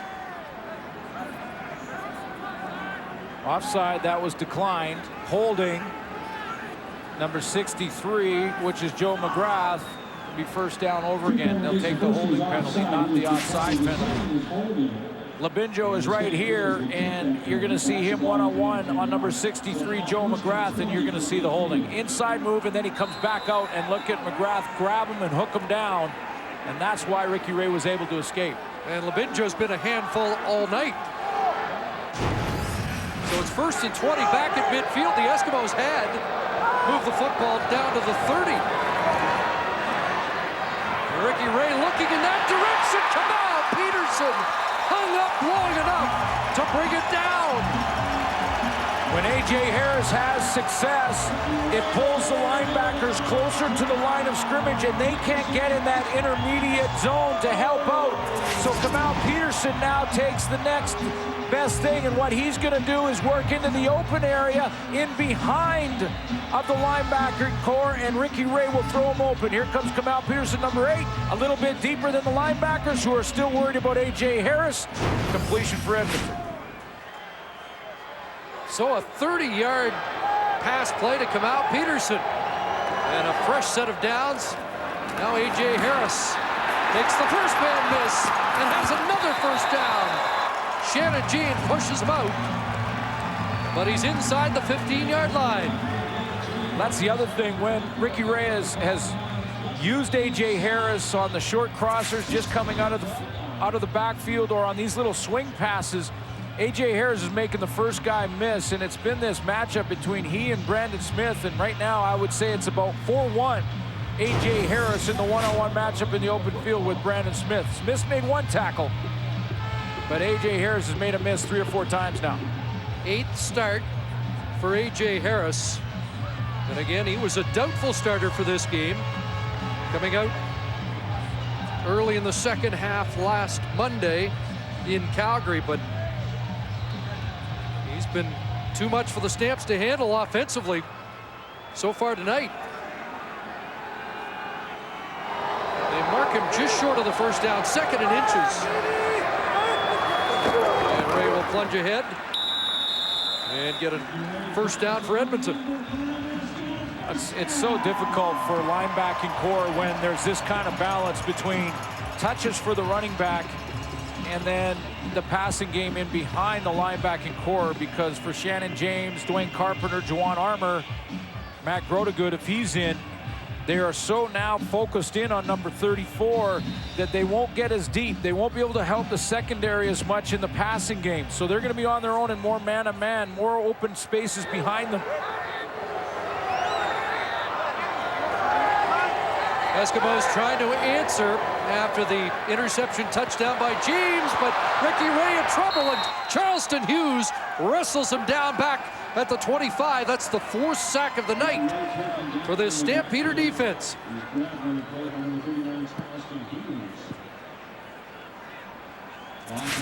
Charlton Hughes is coming from the outside. I believe he's working again on Joe McGrath, as he's going to step up the field. Matthew Bertrand, the fullback, goes right by him, doesn't help McGrath. Good speed move from Charlton Hughes to come all the way around the corner and get to Ricky Ray. So Ricky Ray, who was untouched on Monday, has been beaten up a bit by this Calgary defense tonight. Sacked 4 times, and now 2nd and 21. Has more time here in the flat. Andrew Nowacki a catch. And he'll get back to the 18.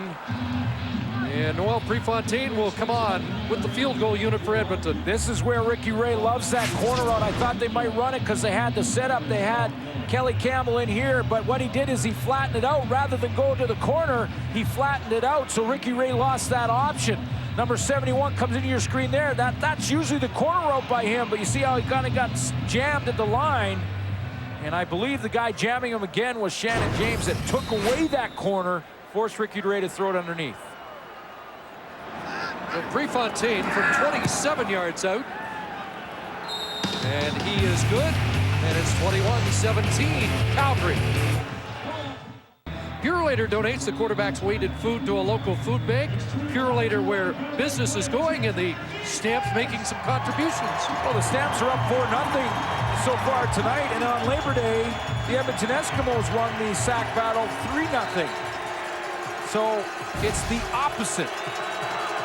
If every instinct you've ever had is wrong, do the opposite. Calgary matching a season high with 4 tonight, and up top, intended for Rambo. And just a step too far for Henry Burris. Henry Burris has gone to Rambo a couple of times down the sideline, and there's Rambo there. This time he's going to go to Rambo right across the middle, and receivers will often set up their defensive backs. You can see he had a chance. He had a bit of a step in an inside position there. Shadiq Shabazz did recover to get back to that middle. Midway through the 3rd quarter, the first offensive possession for the Stampeders of the 3rd quarter. Burris guns that incomplete and is now 6 for his last 15 after a hot hand early in this game. On the 2nd down, though, I'm going to put that one on the receivers because Jermaine Copeland and Kenyon Rambo were basically in the same area. They were a little bit of a layer between them, but looked like it went over Copeland, who fell down, and just in front of Rambo. So intended receiver looked like Copeland. They're a little too close. Usually receivers have more separation than that. That's likely what Burris is talking to George Cortez about. 3rd 2 and out, the 2nd in a row for Calgary. And Tristan Jackson awaits. The punt from Burke Dales. Short kick, Jackson on the run, across the 45, and Randy Chevrier, the former Edmonton Eskimo, meets him there. And things get heated again. Bodies flying all over. Back in Edmonton, 6:21 to go. 3rd quarter, 21-17. The visitors have the lead.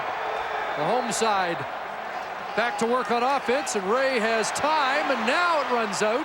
The screenplay, and A.J. Harris stays on his feet and gets back to the line of scrimmage, and a couple when it looked like he'd be stopped for a loss. That last play, Matthew Bertrand helped out on Mike Labinjo, who's had a pretty good evening. Started out with a pair of sacks on Ricky Ray. That was the first series of the game for the Edmonton Eskimos offensively, and Labinjo was right there on both plays. And if you can't block him, you're going to have to start holding him, and that's what happened just recently. He's had a good game so far tonight. Started the year as a middle linebacker in his 2nd season. Now at defensive end, 2nd and 8. And Kamau Peterson the catch, but they close quickly on him and prevent the 1st down. Brandon Smith was there along with Joanna Armour when it looked like Peterson might be able to get to the 1st down stick. Labinjo had 1 sack coming in. He had a very good game against the BC Lions a couple of games ago. Credits a lot of his success, and as he's grown up to the Big Brother program. A gentleman by the name of Frank Giffen, a businessman in Ireland, who was his big brother. Got him to St. Mike's, where he became a star. Nate Curry from his 5 slips and not going anywhere. Derek Doggett, first man down. Dave Dickinson not in uniform tonight, but continues to consult with Henry Burris. And with more on that, let's rejoin Sarah Orleski. Well, Chris, a lot of people have talked about Henry Burris' maturity as a quarterback this year, and he leads the league with a 67% passing completion percentage.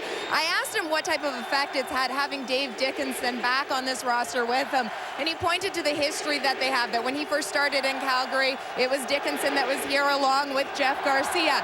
He said that it's an extra set of eyes for him in the pregame as well as during the game, and if you watch them on the sidelines, they are in constant communication. Absolutely, extra set of eyes. A guy who can talk in practice, work with him in practice. When he comes off the field, they talk about what Dave saw and what he can do to help Henry Burris try to see the field better from the pocket. Henry looking at 2nd and 6 here, trying to improve the field position. Time to throw wide open. Ryan Thelwell's got a first down. Tristan Jackson brings him down at the 35, and the ball's loose, and the Eskimos have it. Sadiq Shabazz, the safety, has the football, and I think Ryan Thelwell wants John Hufnagel to challenge with the signal that his knee was down. It's going to look, this one's going to be close because Sadiq Shabazz does what a couple of defenders have done. We've had a couple just like this in the last few games where he goes down by contact but doesn't come out before either Ryan Thelwell hits the ground or hits Sadiq Shabazz on the ground, because either way he'd be down by contact. Is it out before that? To see there because his back was to us. Looked like the ball was starting to come out.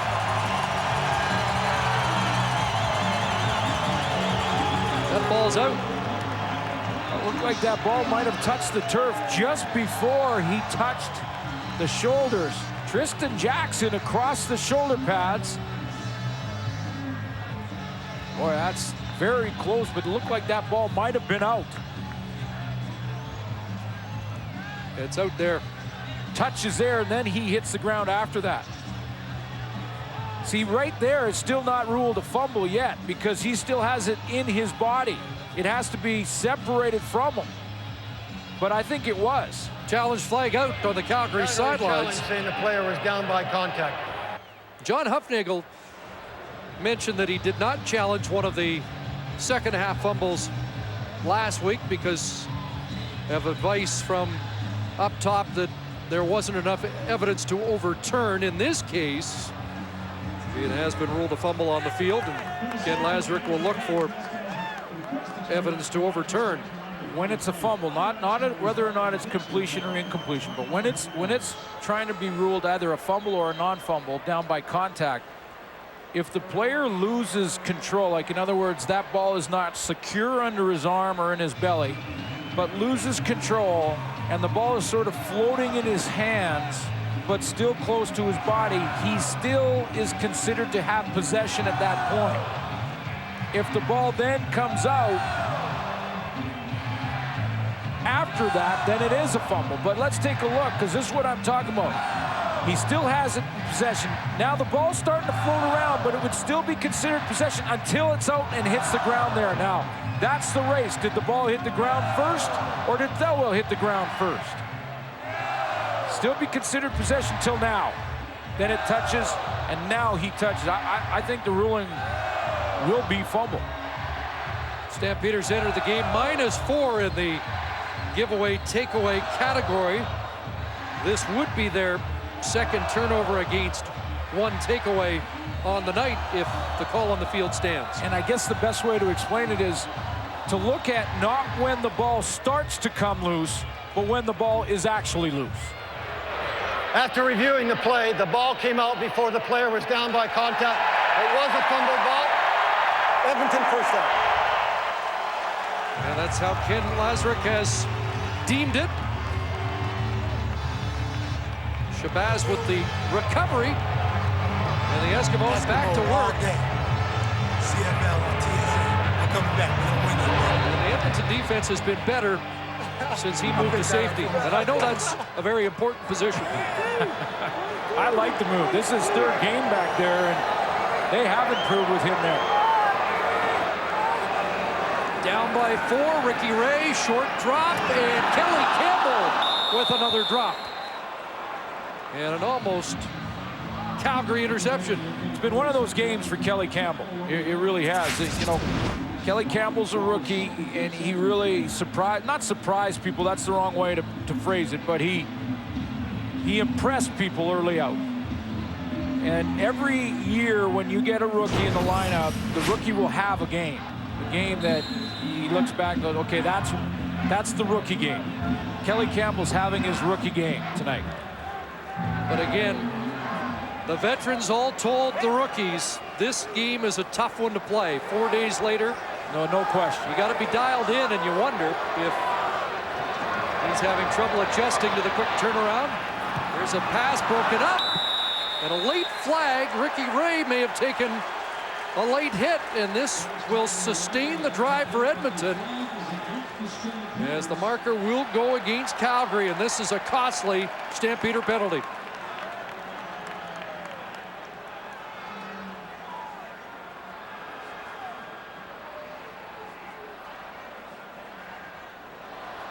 And I believe it was Howard Hodges.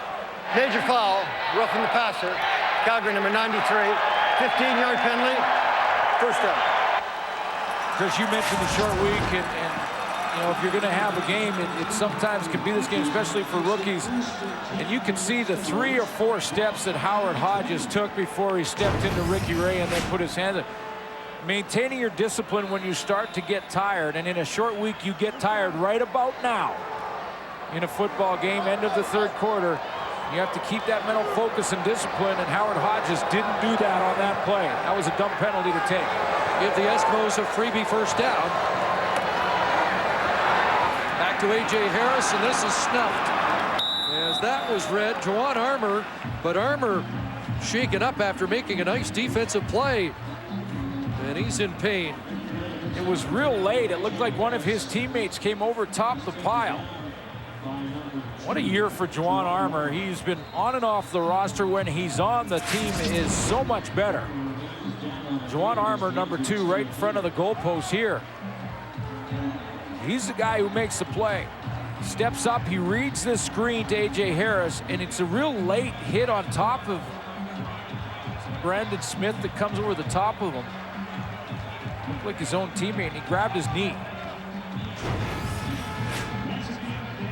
He's had a hip pointer, played last week, just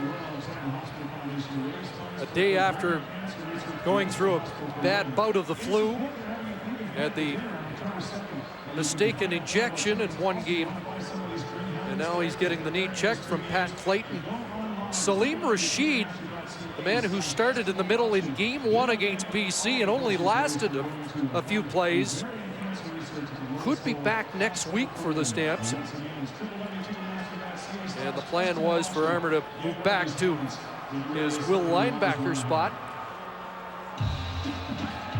You know, he has had that weird year. I mean, you mentioned last week and the flu. He lost 10 pounds before that game for a guy with like 0 body fat. 10 pounds.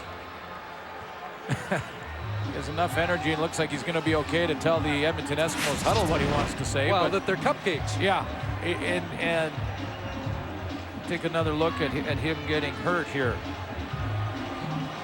Gets rolled on right there. It looked like his right knee or ankle.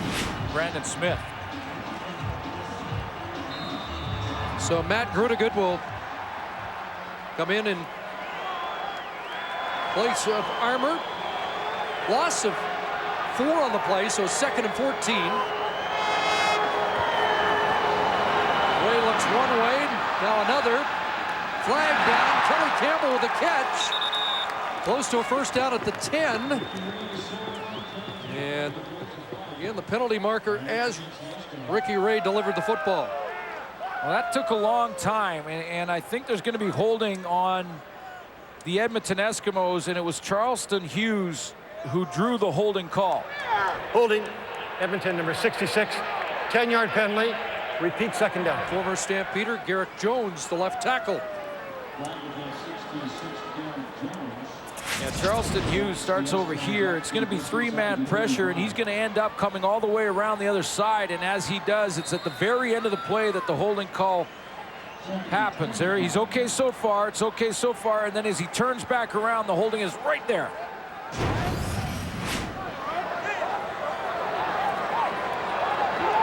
So that defensive line for Calgary has stepped it up tonight. Here comes the blitz.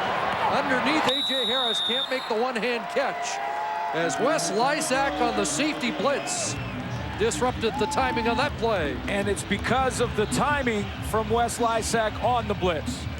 Because not often do you get this kind of timing when you're trying to make because a change in snap count or anything like that can cause problems. There's Lysak there. He's timed it up so he hits that gap.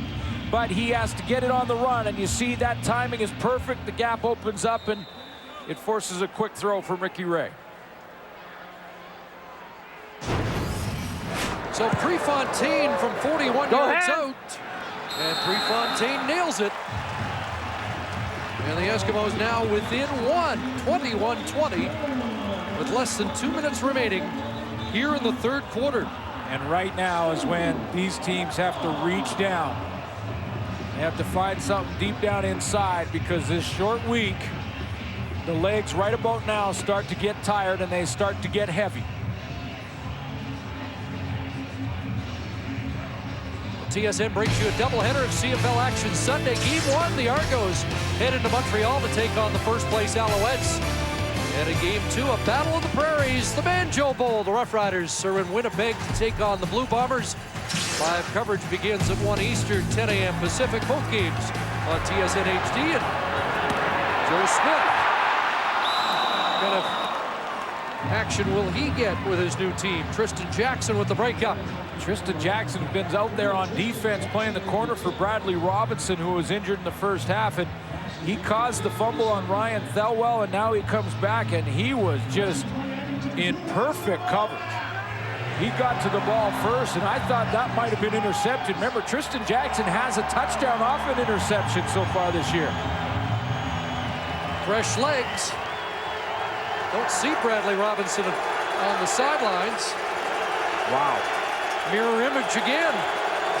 Eskimos have owned the football in this third quarter, have cut the lead to 1 after the Shannon James go-ahead touchdown, and there's a Nate Curry drop and another Calgary 2-0 as we join Sarah Orleski. Chris, I just spoke to Ryan Thelwell, and he tells me that he is done for the game. He's in very obvious discomfort. He has injured his ribs. And that's why Nate Curry was in on that last offensive series, and that's too bad because Thelwell was enjoying his best game of the season. And that play that Nate Curry just dropped the ball, that was Thelwell's play. He had 3 or 4 of those 4 catches. I believe 3 of them were on the sideline where he made a guy miss and got the first down. Curry dropped the ball. Different result on the same play with different personnel. So Burke Dales to kick it away. Take it right to the heart. Jackson from his 37. Take it right to the heart.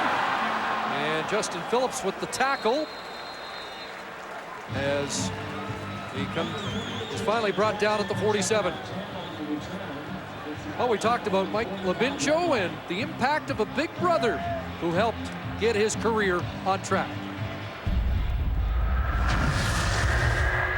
I don't know if I'd be here today without the program. I was very fortunate to have 2 big brothers that looked out for me, got me involved with sports, and, you know, pretty much kept me straight. There's a lot of kids out there today that don't, you know, have a father in their life, and sometimes, you know, they go down the wrong path. But the guys I ended up with did a great job with me. They taught me how to be a man, and that's why I'm here today. Yeah, it's an impressive story and an impressive young guy, Mike Labinjo. Long pass downfield, and Julian Battle helping break it up, intended for Brock Ralph. Dwight Anderson there, and fans urging the officials to throw a flag. Yeah, but I don't think so. I mean, this is one of the first and few times that you will see Ricky Ray throw a duck, and that's what this was. It was not a Ricky Ray type of throw. It was a duck that was hanging up in there, and Julian Battle was just trying to get across to the ball. Kelly Campbell had basically given up on it. Dwight Anderson and Brock Ralph were a crumpled mess. And I think it's a great decision by the officials to just say, no, that wasn't very pretty. 2nd and 10 from the Edmonton 46. Time running out on Ray, who allows himself a little more to throw downfield. A low delivery and incomplete.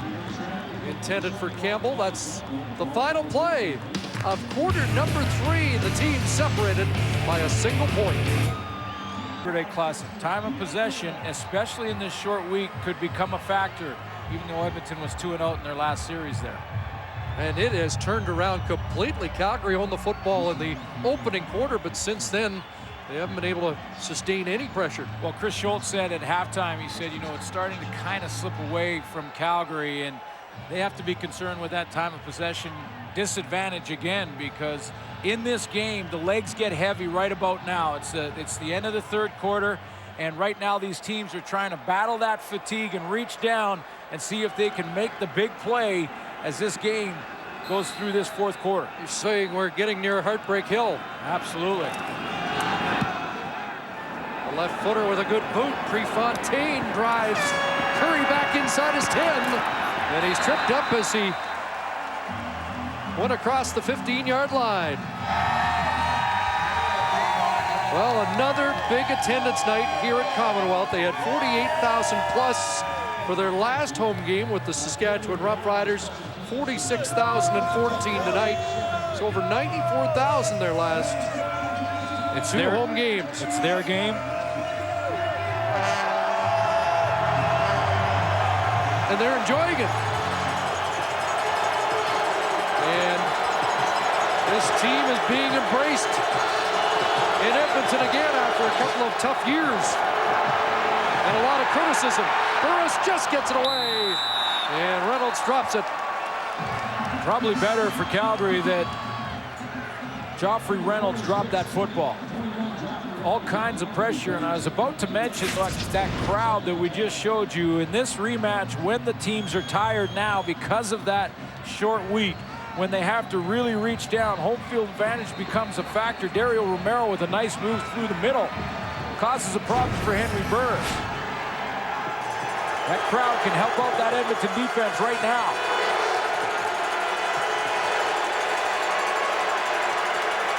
Second and 10 from the 17. Brett Ralph's got a catch. And Ralph has been terrific at converting 2nd and long so far tonight. What a throw and play and timing. This offensive play to Brett Ralph. And Henry Burris yesterday in practice, very complimentary towards Brett Ralph. He said that, when I scramble around or when it's key situations and I see zone defense, I look for Brett Ralph. I will actually scramble to Brett Ralph's side because he is a smart player that knows how to find those holes. The timing was perfect there. 3rd first down catch for Ralph in the game. That's the first down of the 2nd half for Calgary. Up at the 35. Burris rolling to his right under pressure and thrown away. Anybody in the vicinity? Few offensive linemen there. It didn't go across the line of scrimmage, but guess who came and bailed his quarterback out? Brett Ralph. He was in trouble, and Burris was trying to scramble, and it was Brett Ralph who worked his way all the way back after that first down catch because Burris was in trouble, and if Ralph doesn't come back, this is grounding of the football, but you'll see number 11 right there. Fans amp it up again. Eskimos show blitz. 2nd and 10. Anatolo off the edge. Burris gets away and throws downfield. And Nick Lewis stretched out and landed on those sore ribs, and ouch. About a half a yard away, and he was not hit. He had to lay out. Anatolo takes the wrong angle on this blitz, and Henry Burris makes him pay by getting outside of it, but there was so much pressure that he was rushed. Look at Anatolo, comes underneath there. Burris bounces outside that. Scott Coe rushes the throw a little bit, and that's how far he missed Nick Lewis, who was open. Former Stampeder Scott Coe getting more involved in the situational defenses of the Eskimos.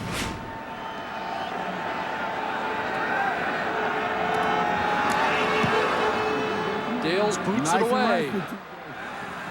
Tristan Jackson from his 25 gets a block from Sadiq Shabazz. And Jackson still going.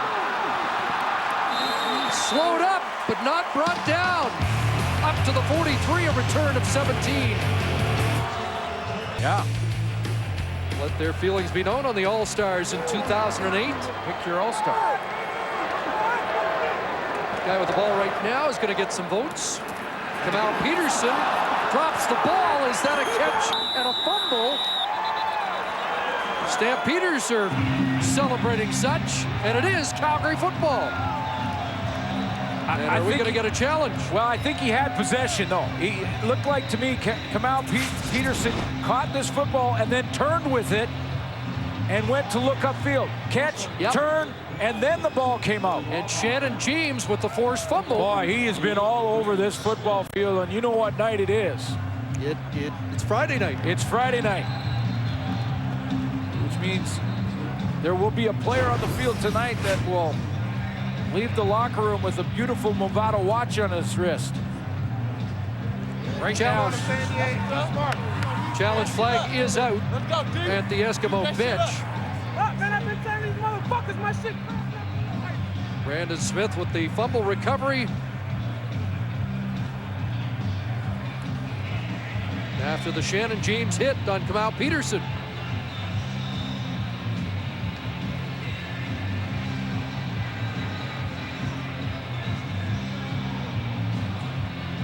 Well, it just looked to me like Kamal Peterson had caught the ball. Now, you don't have to put it in underneath your arm. You can have it in your hands, but he caught the ball and turned.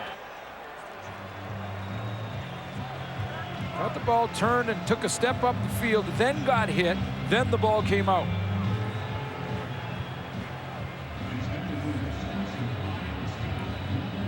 Catch, turn, run.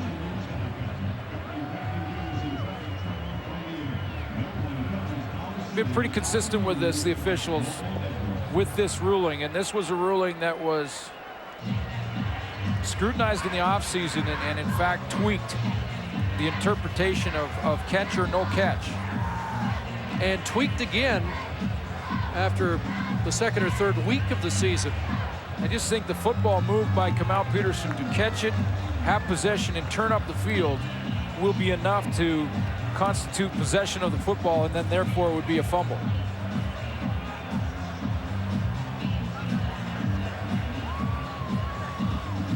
Was a play in Saskatchewan. Davis Sanchez had what he thought was a fumble recovery touchdown in that game, and a challenge overruled the play.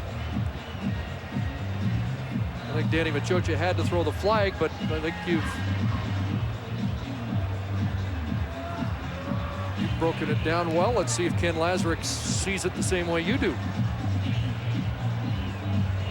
After reviewing the play, the Edmonton receiver did have control of the ball. The ball was fumbled. Calgary recovered. Calgary's ball, first down. Well, worth it for Danny Machocha to take a look at it, but yeah, that's the ruling, and that's been tweaked a couple of times over the last year and a half. So a one-point game, and turnovers now 2 apiece, and each team has a touchdown off a turnover. And this flops the field position in favor of Calgary. They take over at the Edmonton 48.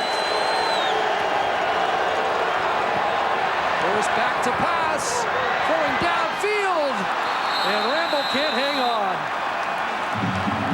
And we've had a couple of drops tonight by players you don't anticipate dropping the football. Well, you really have, and especially Kenyon Rambo. I mean, you could say Kelly Campbell for Edmonton is a guy, okay, he's a rookie, so he's going to have his moments. But the outside guy here is Kenyon Rambo, runs the post, and what a throw by Burris, because he doesn't put air under it and up over the top. He throws it on a rope so that Kenyon Rambo can come back to it, and he hits him between the 8 and the 5, and you just never see this from Kenyon Rambo. That's the leading receiver in the Canadian Football League. 5 catches in each start against Edmonton so far this year. And Burris throws that one incomplete, and there'll be a late flag, and Dario Romero's gonna get called. I'm wondering if Dario Romero went low. I mean, I was looking out at Kenyon Rambo live, who was open for a while on the outside. Major foul, roughing the passer. Edmonton, number 94, 15-yard penalty, first down. He went after the toe. Yeah, the fans don't like it, but I'm wondering if he went down low. Henry Burris takes this snap and he goes back and forth a couple times. Like, he drops back here, then he'll step up and back up again. And when he backs up again, well, no, he didn't go low. He just continued to take him to the turf. Oh, we saw one earlier on Calgary, and now Romero takes one for the Eskimos. And John Cornish into the game off the left side. And Cornish dragged down by Anatolo, as Cornish getting some reps in place of Joffrey Reynolds. Big break there, that Dario Romero, which was a close one. It looked, I thought for a second he might have gone low on the legs, but certainly he didn't do that. And now Romero on the limp. And I guess the officials ruled that he just didn't let go of Burris after the ball was gone. Looked like Dario Romero almost came out there. Clinton Wayne, a former Stampeder, checks in on the Eskimo defense as Baranachea goes to the bench on 2nd and 3. Play action, quick hitter, Teo Johnson has a first down inside the 10.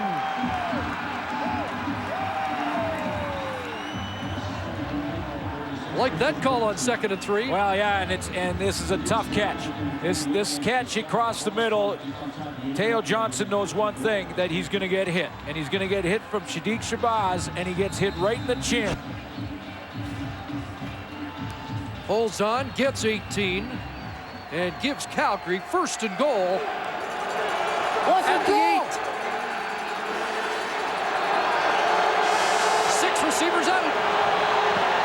Burris looking deep, and too deep, just out of the reach of Jermaine Copeland on the end line. I was just going to mention, after that catch, Teo Johnson comes in and he is limping a little bit, and you could see Copeland trying to get back to the huddle. This is the time. This is who's going to step up and make the big play. Boy, the players are feeling it right now. They are sore, they're beat up, the short week. Jermaine Copeland, who has 24 of the 100 touchdown passes tossed by Henry Burris, as the Stampeders 2nd and goal from the 8. Looking for pay dirt and looking for Copeland, number 25, Jermaine Copeland, touchdown Stampeders.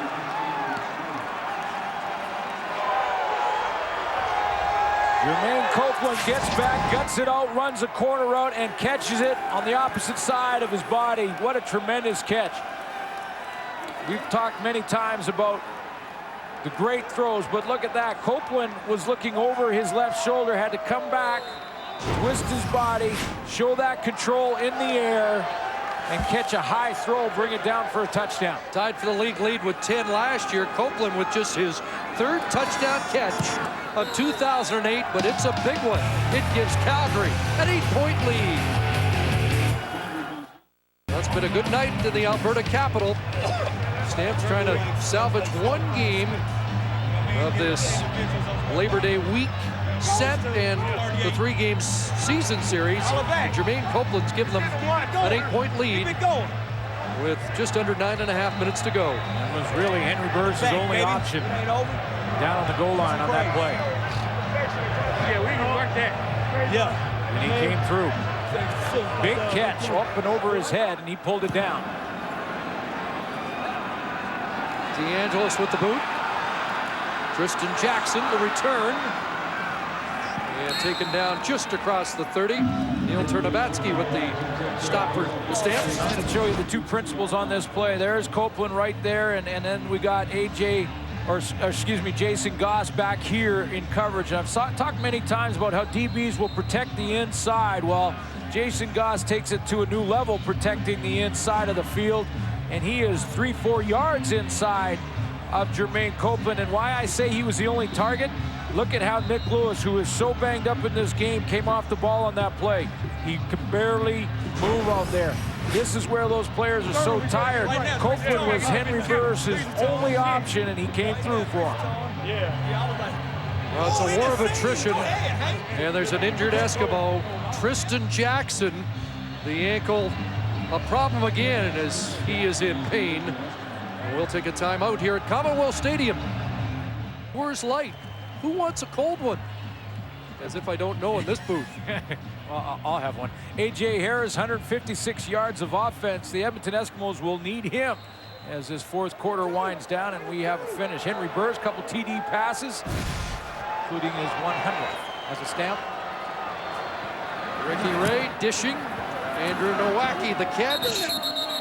And he's forced out. And Brandon Smith in the midst of it again for Calgary. Nowacki up to the 38-yard line. Has 5. And I see Matt Rodegood in the game, and I haven't been able to find Juwan Armour since he went out with that knee injury. That's why I'm wondering about how much A.J. Harris will be used down the stretch here. 2nd and 5. Ray.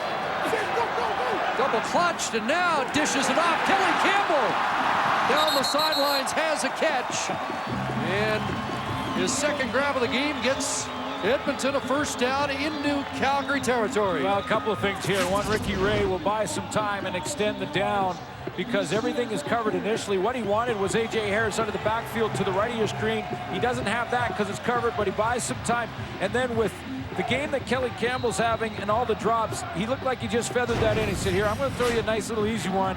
You catch that one, we'll get something going here. And as tough a game as it's been for Kelly Campbell, there's still time to salvage the night. 8.5 minutes to go, a 26-yard pickup for Campbell. And now A.J. Harris out of the backfield with room. Brandon Browner will toss him down. What a night for A.J. Harris. And in his 8th start now, only Avon Coburn has more receiving yards out of the running back spot than A.J. Harris. There's A.J. Harris. There's Grotegood, the linebacker that I was telling you about. He kind of slides to the right of your screen and then gets caught. A.J. Harris sneaks out. He loses his man. That's why Harris is so wide open on the outside. No Juwan Armour. And Ricky Ray went after it. 23 yards on the play. And the officials blow play dead, but consider A.J. Harris didn't start the year in the backfield for the Eskimos. Look at that night. He now has 388 receiving yards. That passes Wes Cates, who's had an outstanding year. And he's become yet another weapon for Ricky Ray and Danny Machocha's offense.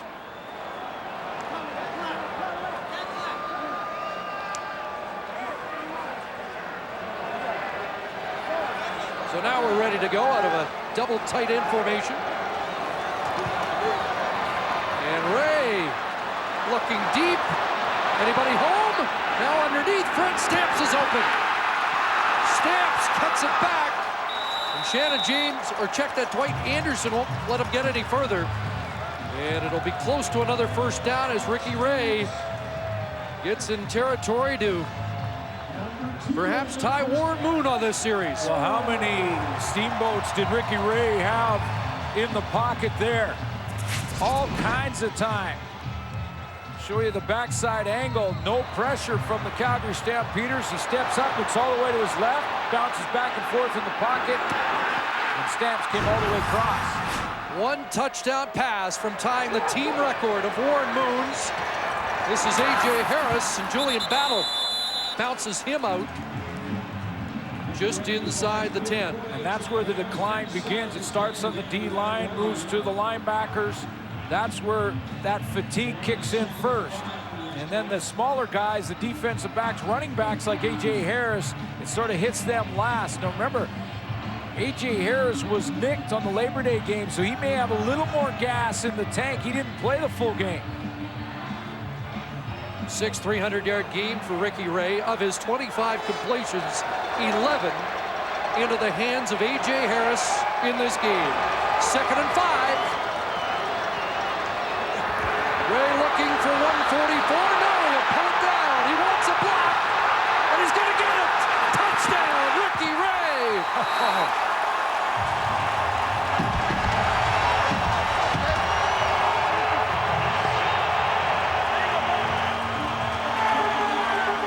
The man can direct traffic, whether it be in the huddle, whether it be in the passing game, or whether it be in the open field when he's running for his life.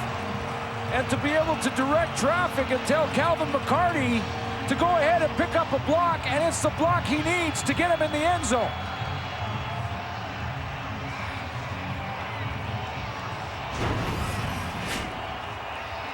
So Ricky Ray gets it into the end zone, and now they go for 2 in the tie. 28-26 with 6 minutes to go.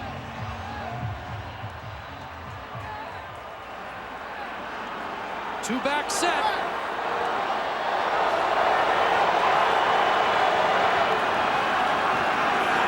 Pass to the goal line, incomplete. Intended for Peterson, and when the smoke clears, the Stamps still have a 2-point lead.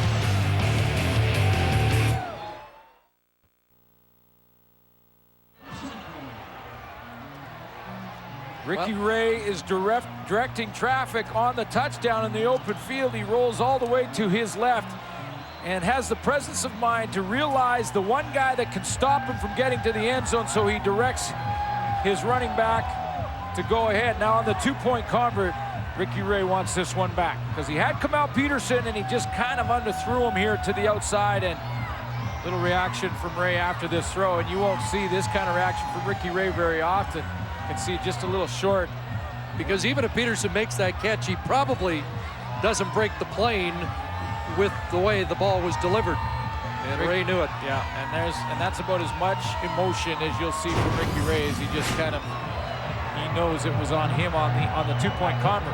But he does have his 3rd touchdown run of the year. He gets the Eskimos within 2. And we have gotten everything we could have expected in this Labor Day rematch at 28-26. And still lots of time remaining at Commonwealth Stadium. Joffrey Reynolds on the return up to the 32-yard line.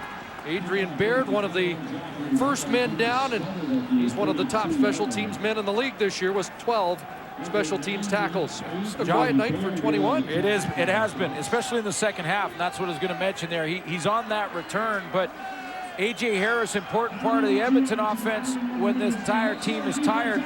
Joffrey Reynolds has 1 carry in the second half for just 4 yards. In the first half, he had 9 carries out of the backfield. Haven't seen him much in this second half, and the Calgary Stampeders will need him. Remember, he did not finish last week. Back spasms, second half. And up firing is Burris, and Jermaine Copeland wins the battle for the ball. Took it away from Jonte Buell, and Jermaine Copeland, who has been quiet much of the year, has been the most dangerous weapon for the Stamps tonight. Well, you know, I would take it even further, Chris. I'd say it hasn't been a quiet year. It's been a bad year for Jermaine Copeland coming in, and maybe this is the one that gets him going, because he did win the battle one-on-one with Jonte Buell. Took it right off his back and out of his hands. Maybe this will be Copeland's breakout game.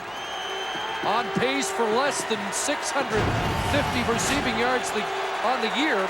3rd catch of the night, and he does have a touchdown. John Cornish in again in place of Reynolds. Takes it for a couple inside the 40. You know, you mentioned the back spasms from Joffrey Reynolds on Labor Day. We did see the one return. He's had just one carry in the second half. It's almost like the Stampeders are trying to save him. They're trying to rest him. Maybe he's not, well, we know he's not 100%, but maybe he's not even close. Because when they do run the ball, they go to Cornish. It's like he's having a little trouble breathing on the sidelines. 75 yards last week, 51 on one touchdown drive. And here's another big Copeland play for first down. Jermaine Copeland giving Calgary another first down. Nick Lewis is banged up. We've shown him barely getting off the line of scrimmage. You've seen Joffrey Reynolds, who is clearly struggling. There's Jermaine Copeland. He's going to run the out route where he goes down about 5-6 yards, turns to the outside, catches that ball, comes back and makes one guy miss. Copeland is really their only target right now. Ryan Thelwell's out of the game. And Copeland has 4 catches for 94 yards. Henry Burris basically has Jermaine Copeland or Kenyon Rambo, who really the only two that he has as targets, because Nick Lewis is really struggling. You mentioned Thelwell out. And it may be Nick Lewis who's down again. Yes, it is. Probably shouldn't be playing with the rib injury. What an effort by Nick Lewis on the play to Copeland. I mean, he probably shouldn't be playing. He's gutting it out, trying to help his teammate. And I want to show you what he did with bad ribs, without the football in his hand. People talk about Nick Lewis being a guy who loves to talk and all that, but that's coming from the left of your screen. Right there is Nick Lewis. And, you know, folks, that takes a special guy to throw it in there like that. He doesn't have the ball. It's not about the glory for him here. Oh. He's hurt, and he throws a block like that. On his old buddy, Scott Coe. And is there a better blocking receiver in the CFL? 1st and 10. Joffrey Reynolds back in the game. A cutback and tripped up. After a couple. Clock winding down now. Just over 3 minutes to go. And the Stamps getting it into field goal range to make it a 5-point lead. Said it was an embarrassing outing on Labor Day. The Calgary Stampeders, John Hufnagel said, we're back to square one. What we had built really disappeared on Labor Day. Well, they're gutting it out right now. Could be 1 step backwards and 2 forwards tonight. I'm talking field goal. They're thinking touchdown on 2nd and 8. Pressure. Open Brett Ralph. Can't bring it down. That would have been large. 3-minute warning given to the benches here. It's Calgary by 2.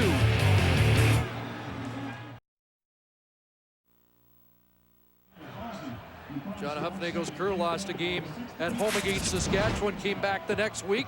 You thought Jermaine Copeland might have been the target here? Well, the Edmonton Eskimos know that he's been the only target for Henry Burris, so they double him, put Jason Goss on the inside, and look, Shadiq Shabazz right here on the other side. It's a double team between the two of them. They take away Copeland, and so Burris needs someone else to step up and make a play.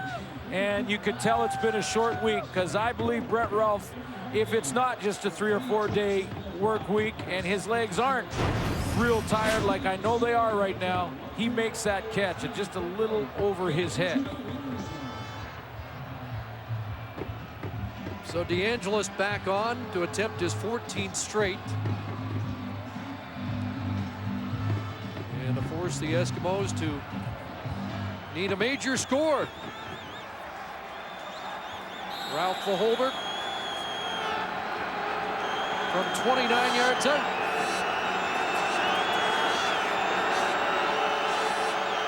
Randy Chevrier, the long snapper.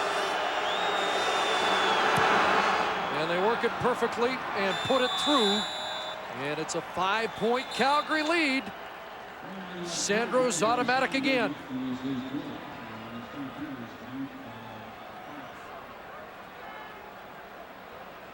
Well, 2:22 remaining. Calgary Stampeders have been in this position before this year at Commonwealth with a chance to win on the road against their rivals, and that game, Jason Tucker stole a chance to win away from them. Ricky Ray in that game drove 84 yards in 36 seconds, 3 plays, and that remarkable Jason Tucker touchdown to win it. Does John Hufnagel get revenge tonight, or do the Stamps have their hearts broken again? They start at the 35, and Ray looks downfield, and Kamal Peterson takes a huge hit from Julian Battle to make sure he can't hang on.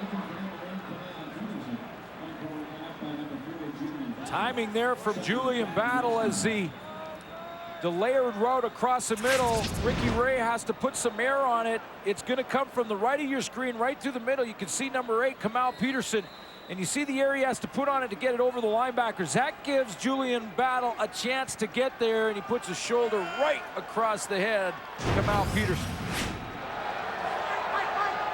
2nd and 10, Edmonton. Here comes the blitz from Dwayne Carpenter. Just got away. Peterson. Oh, leveled again. Dwight Anderson. Calgary digging down right now. 2 big hits in the secondary. Julian Battle on Kamal Peterson.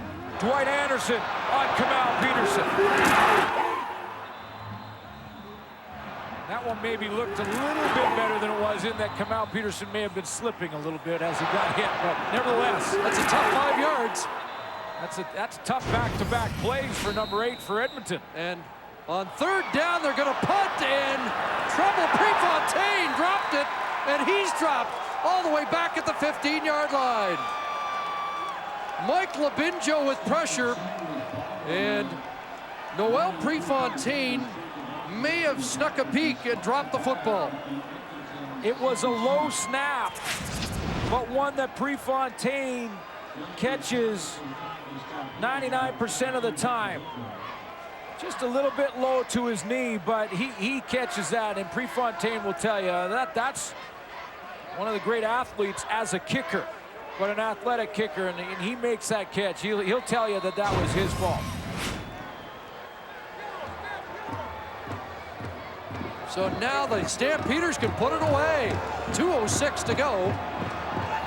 Leading by 5 and a first down at the 17. And reverse to Rambo. Kenyon Rambo, touchdown. There are markers on the play.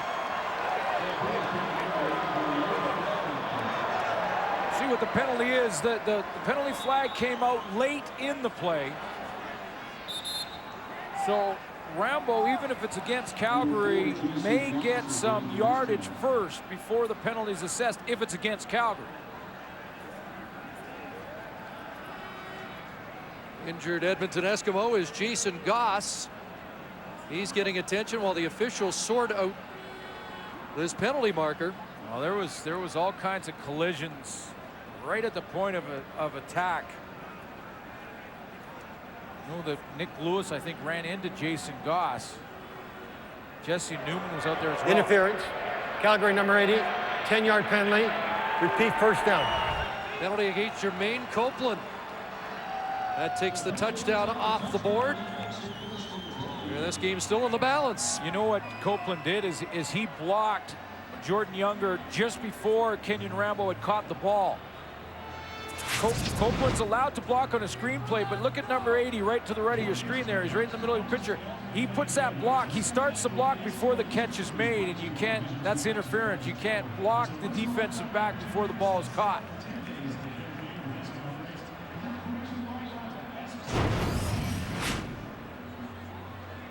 So John Hufnagel agrees to disagree while Jason Goss gets attention. And remember, the Eskimos secondary's already lost Bradley Robinson in this game.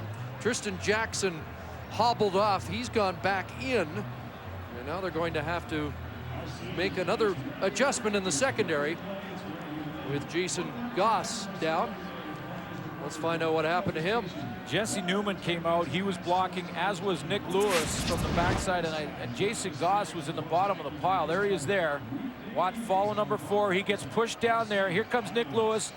knee to the ribs there, and then Newman on top of him as well. Sorry, that wasn't Jesse Newman, that was Ben Archibald. Nevertheless, Jason Goss was at the bottom of all of that.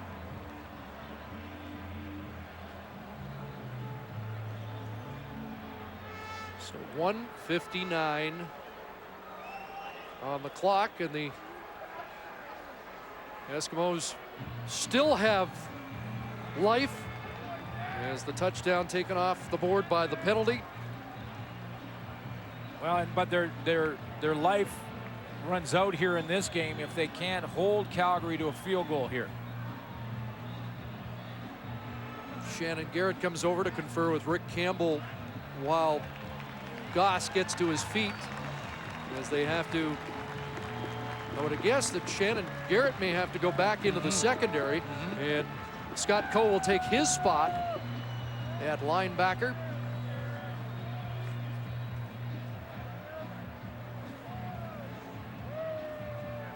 They're trying to sort it out right now.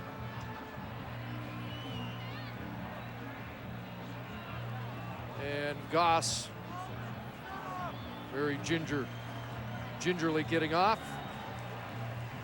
So after the penalty, it'll be 1st and 20. And again, the Eskimos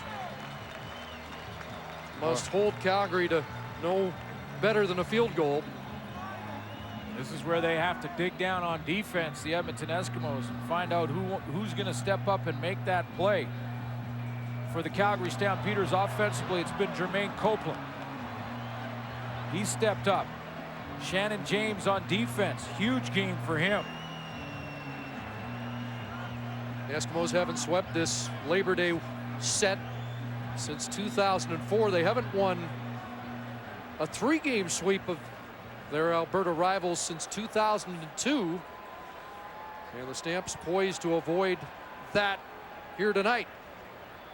So Goss has reached the sidelines.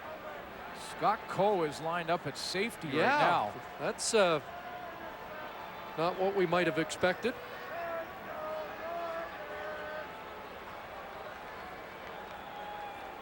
And will Shabazz move into Goss's spot, or will that be Garrett? Well, it looks like Jordan Younger is on the short side of the field at corner. And they've moved Shannon Garrett beside him and maybe moved Shabazz up. There's Jordan Younger and there's Garrett.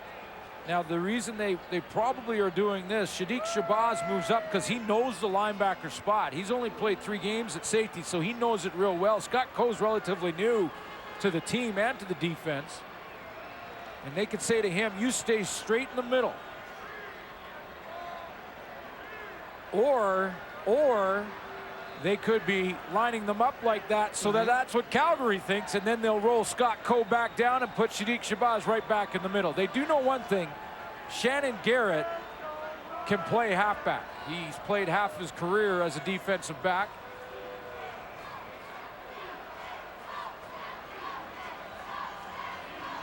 It has given both teams a chance to catch their breath, try and find that last bit of energy, last bit of gas they have in the tank. But right now, Scott Coe's at safety. Excuse me, Suits, we had a little break here as a security issue on the field delayed things, but now ready to go. 1st and 20. And Burris back to toss, looking down to the goal line. It's caught, touchdown. An outrageous catch by Kenyon Rambo, who took the hit from the new safety, Scott Coe, and hung on to the football. And what do they do, the Calgary Stampeders, when they see the adjustments that the Edmonton Eskimos make by making Scott Coe the linebacker right here? The free safety is go right down the middle with your #1 receiver, Kenyon Rambo, and you take your chances with that matchup. And Scott Coe did a pretty good job. He put the hit on him, his timing was good, but Rambo hung on.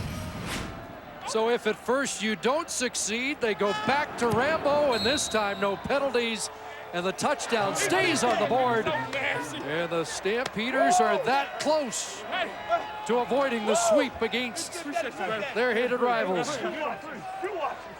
4th touchdown of the year for Rambo, just his 2nd in 7 weeks.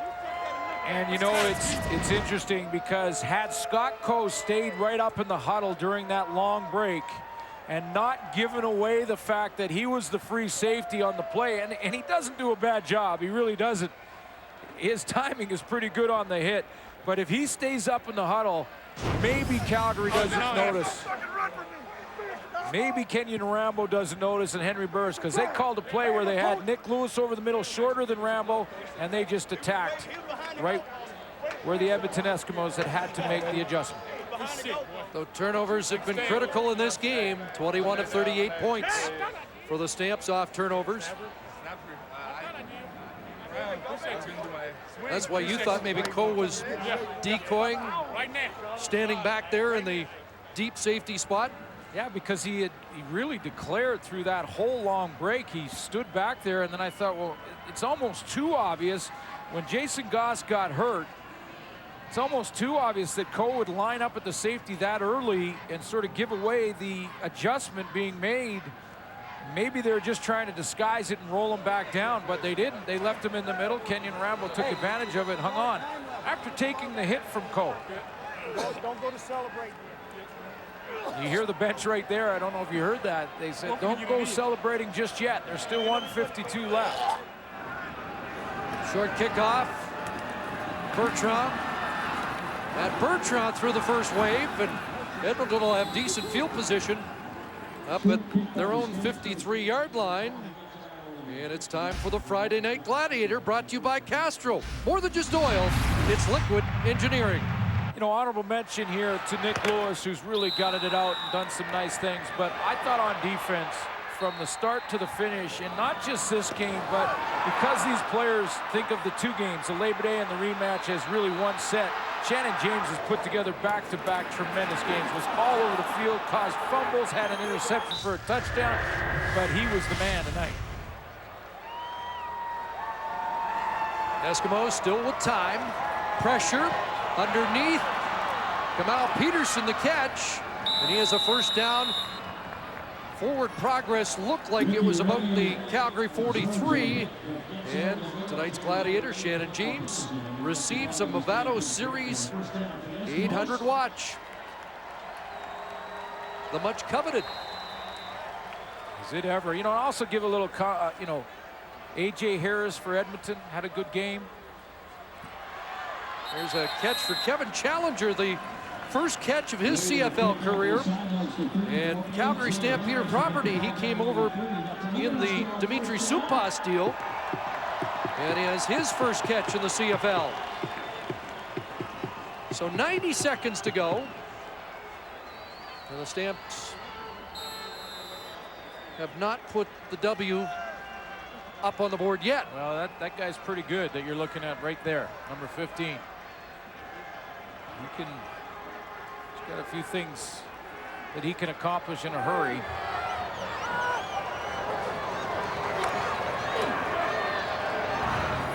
Long out, and Nowacki snuck a peek and dropped the ball. May have seen that last hit Dwight Anderson laid out. Everybody now just walking back to the huddle, barely getting there. Little different game for Ricky Ray tonight than it was on Labor Day, because on Labor Day he had all the time in the world. He almost got a free pass on Monday, but not tonight, as you see that line of Calgary pressure stats.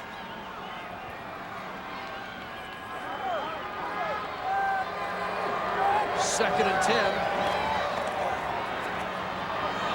Ray has lots of time, looks downfield, and another drop. And that'll bring up third down as Kamal Peterson couldn't bring it in. Ricky Ray did not have a touchdown pass in the opener against Saskatchewan. That's the only other game in which he has not thrown a major.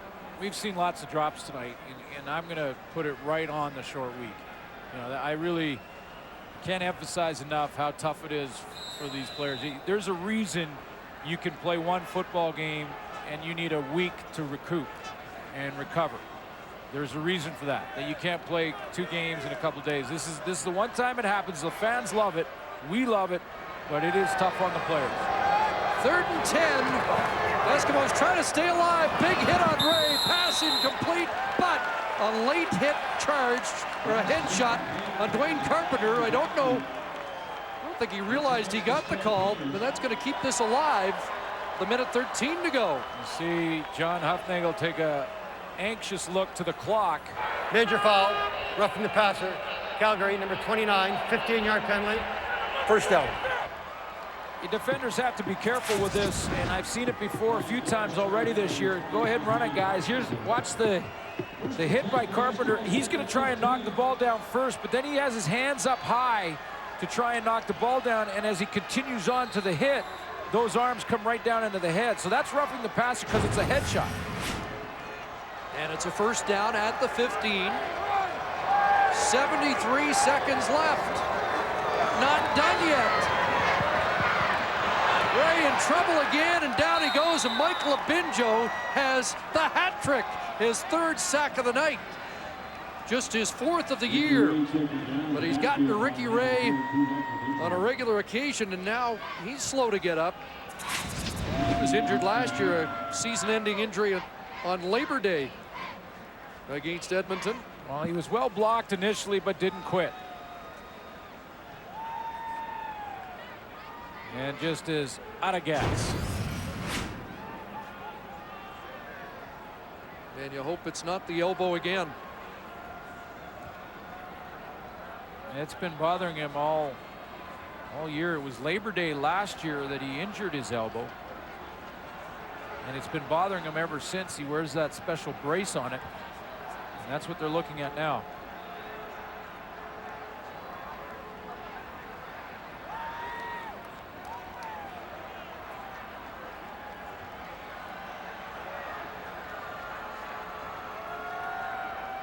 Man, what a heartbreak for him if it was to be a recurrence of that injury on this one of his best games of the year. I don't want to say it's his best because he was brilliant in a game against the BC Lions, in which he was honored as the Gladiator.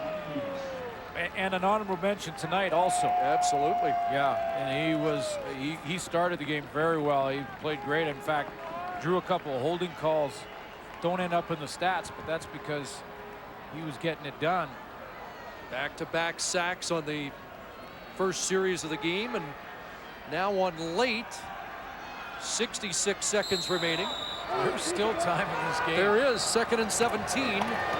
But close enough for a shot right here across the middle, and Fred Stamps has it down at the 3. Wonder if that tackle by Brandon Smith to keep Stamps out and make the Edmonton Eskimos run another play. If those few seconds might be enough for Calgary, but it's not over yet, folks. Crossing route for the Edmonton Eskimos. Here comes Fred Stamps. Matthew Bertrand trying to get it in as soon as he can, and he does. Power his way in. 49 seconds left. Okay, but that play took 8 seconds. So now, Prefontaine will come out, take the extra point. They'll have to go onside kick. Try and get the ball back, and then we'll see. Probably with about 30 seconds, depending on how long it takes to kick the ball off. There'll be time if they are successful on the onside kick. That will be the test. Prefontaine puts it through. And so it's a 5-point game. No need to go for 2 there for the Edmonton Eskimos to make it a 4-point game. Still need the major. So now the Edmonton Eskimos line up the onside kick team, which is often a lot of fun to watch because it's usually student body right or left for the kicking team, and there is an enormous collision where the ball will drop in. Kickers will try and angle that to the sideline. Now the receiving team and Craig Dickinson, the special teams coordinator, will try and get them ready. Noel Thorpe for the Edmonton Eskimos gets their kicking team ready. What he's saying is go and try and take someone out, go after the football, we just have to touch it. On the other side, Craig Dickinson says the front row has to take their men out. Don't allow it to be a fight for the football. Let our returner catch it cleanly. So it's about that front line of attack. And this could be an exciting play in football. We'll see how the Edmonton Eskimos line it up. And the Eskimo special teams were introduced tonight. And now their hopes of winning the game come down to them recovering this onside kick. Interesting what Edmonton has done. They've got 3 separate groups, so there's options. There's a group over here, a group in the middle, and then a group on the outside. That keeps Calgary completely spread out, and it gives Noel Prefontaine some options. But it's that front row for Calgary. He's got to take out the front rush from the Edmonton Eskimos. Here we go. Up in the air in front of that Calgary bench. Kamal Peterson off him. Is that Edmonton football? They're going to talk about it. Were they the last to touch it, though? It looked like it bounced around before it went out of bounds. Did hit Kamal Peterson. It hit him initially, but then hit the ground. I think Augie Baranachea was close to it for Edmonton as well.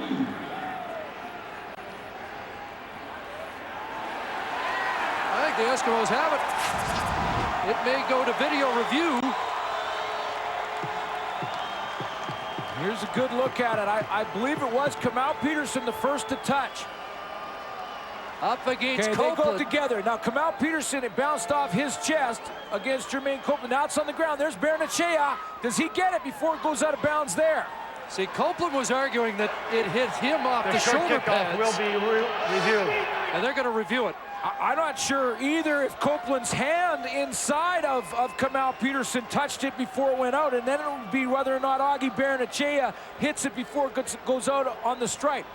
Because it looked like Copeland put his hand in between the hands of Kamal Peterson there. Copeland did signal as if he was the man who hit it. Boy, this is going to be tight. This is going to be close. Here's another great look at it. Jermaine Copeland, now does he touch it or does Kamal Peterson touch it? And who touches it last if they both do? Looked like he won the jump, but you see Copeland hit it with his right hand as it was bouncing off the helmet of Kamal Peterson.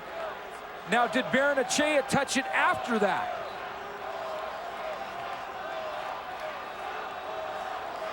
Oh boy, this is going to be tight. Looked like he hit it. That looked like Jermaine Copeland hit it. Now, does Baranachea touch it before it goes out? This one's out there. It's out of bounds, and then he touches it. Okay, so Baranachea did not touch it. So it's between Kamal Peterson and Jermaine Copeland.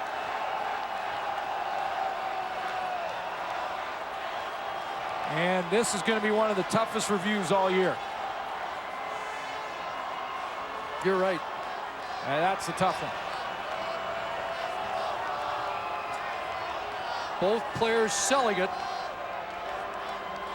as if they were the last to touch it. Watch the way Copeland puts his hand between the hands of Peterson.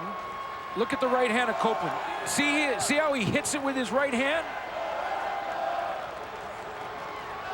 Now, does it go off Peterson's shoulder pad after that? There's another. But it's that right hand. Yeah.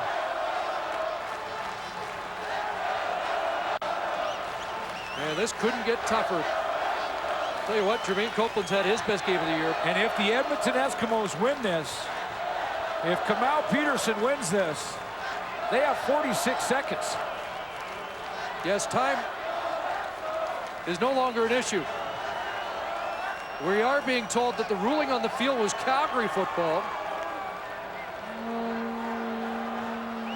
There was a quick surge of celebration, and I thought they'd ruled Edmonton ball here at the stadium, but we're now told that they ruled Calgary ball, and Ken Lazarick has to see enough to overturn it, and I'm not sure that's available. I don't know if it is, but I'll tell you what, that was an absolutely perfect kick from Noel Prefontaine, and that is a real skill. He put that ball to give his team a chance. He put it high to get Kamal Peterson some time to get down. Kamal Peterson actually won the jump. He was higher than Copeland, but his hands were spread apart, and Copeland went between them. Jermaine Copeland looked like a defensive back there. And if this holds and Calgary gets the ball, there's one of your offensive players of the week right there, Jermaine Copeland, who stepped up in the second half and may have made the biggest play of the game right there. Can't help but think, excuse me, Glenn, the 2002 Grey Cup short kick into the game. Jermaine Copeland not only broke it up, but he ended up scoring a touchdown on a short kick attempt by the Eskimos in that Grey Cup game. And Jermaine Copeland 4 for 94 and a touchdown in this game. So his best game, 5 minutes in this review.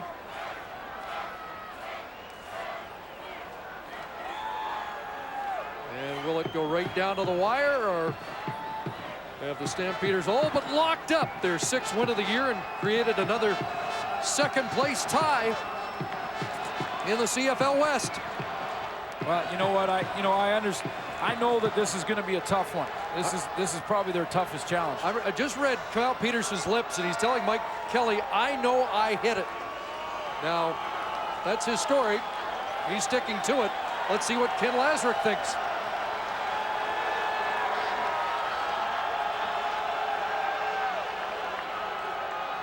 After reviewing the play, there is no conclusive evidence to overturn the ruling on the field. It will be Calgary's ball. And if that was the ruling on the field, Ken Lazarick's right. I don't think we had conclusive evidence. You know, that play came down to the ruling on the field, because it could have easily been ruled Edmonton ball because it happened so fast and Kamal Peterson was right there. And had it been ruled Edmonton's ball, it wouldn't have been overturned either.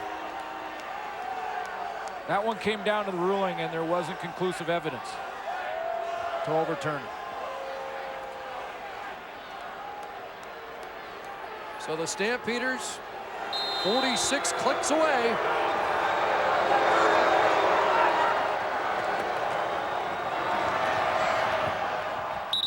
Short gain there. And the Eskimos will take their timeout.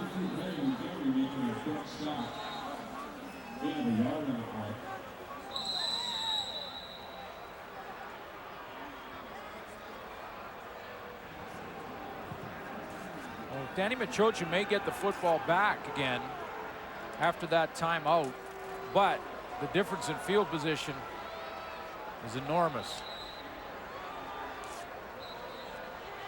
Henry Burris went to the sidelines to get a word of advice from the coaching staff on how to utilize these final 42 seconds. 2nd and 9.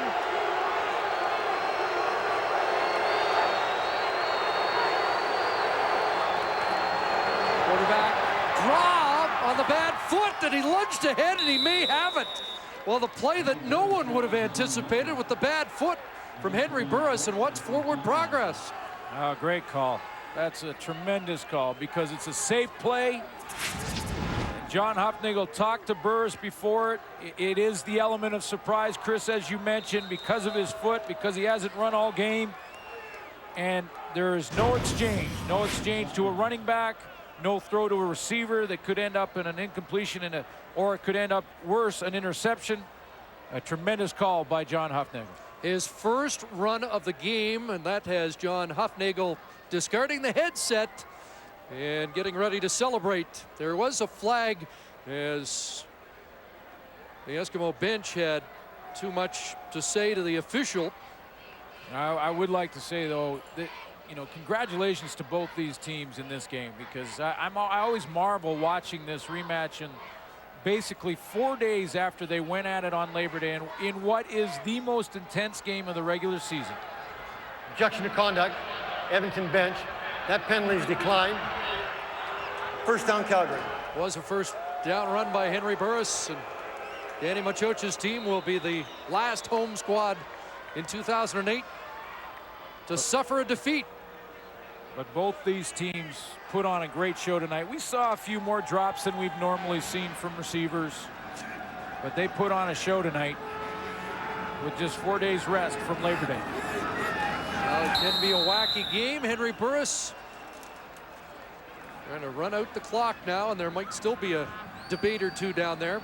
It'll be the 4th road win of the season for the Stamps, and one they really needed to keep their hopes of finishing ahead of Edmonton alive, because a loss and they would have been 4 down and essentially 6 points down because they'd lose a tiebreaker. But right now back into a second-place tie with the Edmonton Eskimos. A character-building game for the Calgary Stampeders without question. Step back and a step forward tonight for Henry Burris and the Calgary Stampeders. The late Kenyon Rambo touchdown does stand up, and the Stamps win it 38-33. So the Eskimos are unable to sweep the Stampeders. Time for the TSN turning point.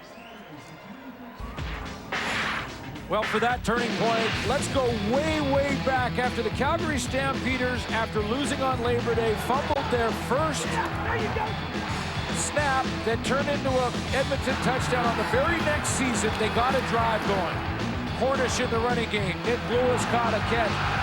And Henry Burris to Ryan Thelwell capped it off. They tied the score up. That was a big comeback series in the second series of the game for the Stamps. TSN Turning Point brought to you by the 2008 GMC Sierra Professional Grade.